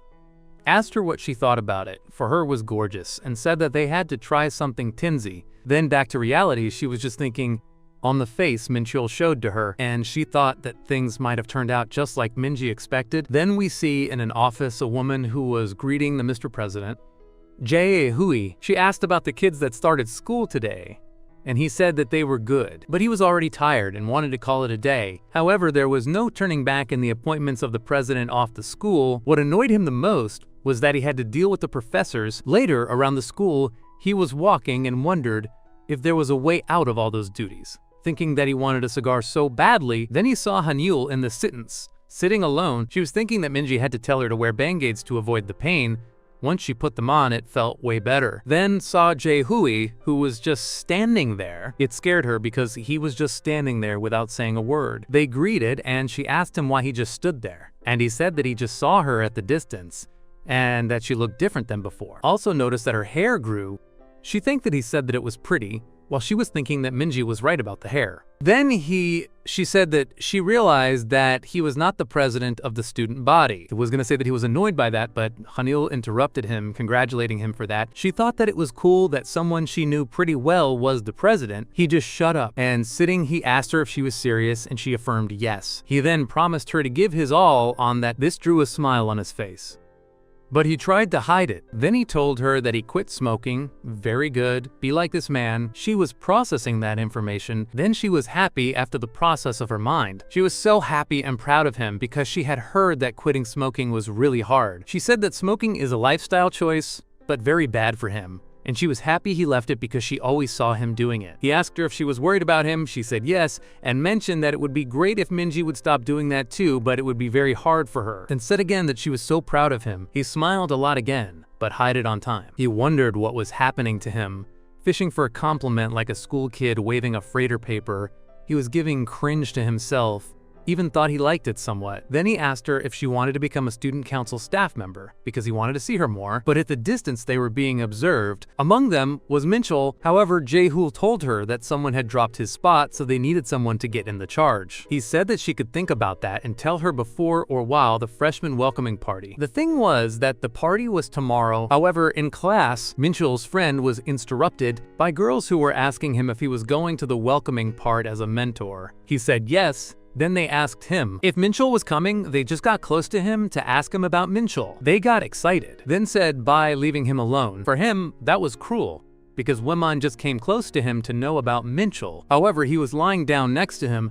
Green told him that every girl just came to him to ask about him, but Minchul didn't care. Green gave him an advice, but Minchul just didn't care. Was just thinking about Haniul talking with Jae-hui and repeated that it meant nothing to him. Then his friend told him that even though he was not excited, he still had to go. However, the day of the party was here, and the freshman Choi was a bit nervous, but excited because Minchul was sitting next to him, thinking that he had not said any word, wondering if he had done something wrong. He was intimidating for him, like thinking that he wanted to go home, so he just drank juice to stop his nervousness. Minchul noticed that this reminded him of the time of his freshman Artie when Henyul was throwing up from drinking a lot of alcohol. She said that she had to drink that much because she got way too nervous and felt like she had to drink that much. Then to take care of Choi, he told him that he should slow it down or else he would get sick. This made Choi happy and decided to obey him while thinking that Minchul was very sweet and not intimidating. The same was told to Jae-hui, but he said that he was fine. However, they kept talking about they not drinking too much or something like that. However, something called the attention of Minchul. It was Haneul, whom was just arriving at the bar. Meanwhile, Jae-hui was being congratulated for being the president, and he chose that place to be the freshman party place because he knew the owner from when he were to the military. People were having a great time, but what Jae-hui didn't like was having to see everyone's needs while he could not rest. Meanwhile, the freshmen were looking at the pretty girls that they had as schoolmates. They were really happy. I don't know why though. One of the students wanted to do something fun to loosen up. Meanwhile, Hanyul was a bit worried because Minchul was there. She got conflicted because if she knew he would be there, she would have dressed better. But what she did was coming right after doing the assignments, and now she was a total mess. Minji interrupted her thought and told her that she knew that she was invited to become a student council staff. Then they were interrupted by Jae-hui, asking her if she felt okay in an environment of drinking despite not drinking too much. She said that she was fine, and he ordered fruits for her because he knew she liked them. Then he asked her if she had thought about the staff position offering. She said that she was still thinking about that. Then someone got close and greeted Minji. The guys were looking at the situation because for them, she was the prettiest girl in the school. Then that freshman invited her to drink with him, but he was not talking to Minji actually, but with Haniul. Minchul and Jae-hui flinched because they thought that man was going after Minji. He introduced, he was Junyak. He said that he was inviting her because he had lost a game, but said that she looked adorable. Hanyul was stunned for this. She didn't know what to say to this, while Minji was going to the bathroom to leave them alone. Then she agreed to have a drink with him, but the other lovebirds arrived to interfere. Hanyul was confused. Hanyul wondered what they were doing while Minchul had an angry face and Jae-hui had a calm face. This for Minji was ridiculous. They were three giants surrounding a little girl, and asked how it got so crowded, and called them, turning heads, and told them to go back to their tables or sit down. The freshman sat down. This angered Minchul, so he sat down too. The same with Jae-hui. Now they could hand out together. She then asked Minchul what he was doing there, and also Hanyul asked him that. Junhyuk asked Hanyul if she knew him. She said that they were childhood friends, the kind of friends who would stay like friends forever. This really hurt Minchul's feelings. Then a girl mentioned that she thought that they were faking the friend thing because they were always together, but Hanyul said that they were just gonna be friends. They did everything together except for dating, and they would never, ever date. This was really hurtful to Minchul. Then Junhyuk wanted to say something. He told her that she should speak to him casually. After all, they were only a year apart, and she agreed to that. Then an NPC proposed that they do a drinking game to loosen up a bit. Bad idea, never drink people. Do not be like these people who drink. They all agreed. Then she proposed a 5-finger game and said that everyone knew the rules. But I don't know the rules, you little. Then everyone spread their fingers. She said that if someone had their hair bleached lower a finger, Minchul and Minji lowered it. Then was Hanyul's turn. She said if someone had accessories, then was turn of Junhyuk. He said if they was single, she dropped one but sad, despite it was everyone. It was Minchul's turn. And he said if your hair was black, then it was Minji's turn, and she wanted to test something. She said if someone here had a crush in someone, then Hanyul lowered her finger. Also Jae-hui and Minchul. Well, everyone were crushing in someone. Questions started and Minji realized it was a mess. The NPC asked Jae-hui if he didn't want to say the name of the person. It was Jae-hui's turn, then poured some alcohol in a glass, placed the glass on the table, and said if your name started with Min and ends with Chil. This angered Minchul a lot because it seemed to be a trap. He had no other choice than to drink. And Jae-hui said that he was his target from the beginning. Next was Hanyul's favorite random game. After some games that I don't know, it seemed that Minchul was losing all of the games and now was like dang for intoxication. He was already with Kaya-sama, but they kept torturing him and not calling an ambulance. Hanyul was somewhat annoyed by that. One said that they should do just one more and call it a day, or else they were going to jail for intoxicate him. The NPC told Junhyuk to lead the last round, and he purposed to do the loyalty game. Those drunkards games always have weird names. She said that it was intense, even though it was possible that she doesn't even know what it was. The editor of this video has never drank a tear of alcohol in his life. Stay straight edge, guys. Then they mixed the poison while Hanyul said that she didn't know what that game was. Then they did rock, paper, scissors to decide the order, and it looked like the potion had cheese or pineapple with a chocolate. I don't know what that is, but seems like piss.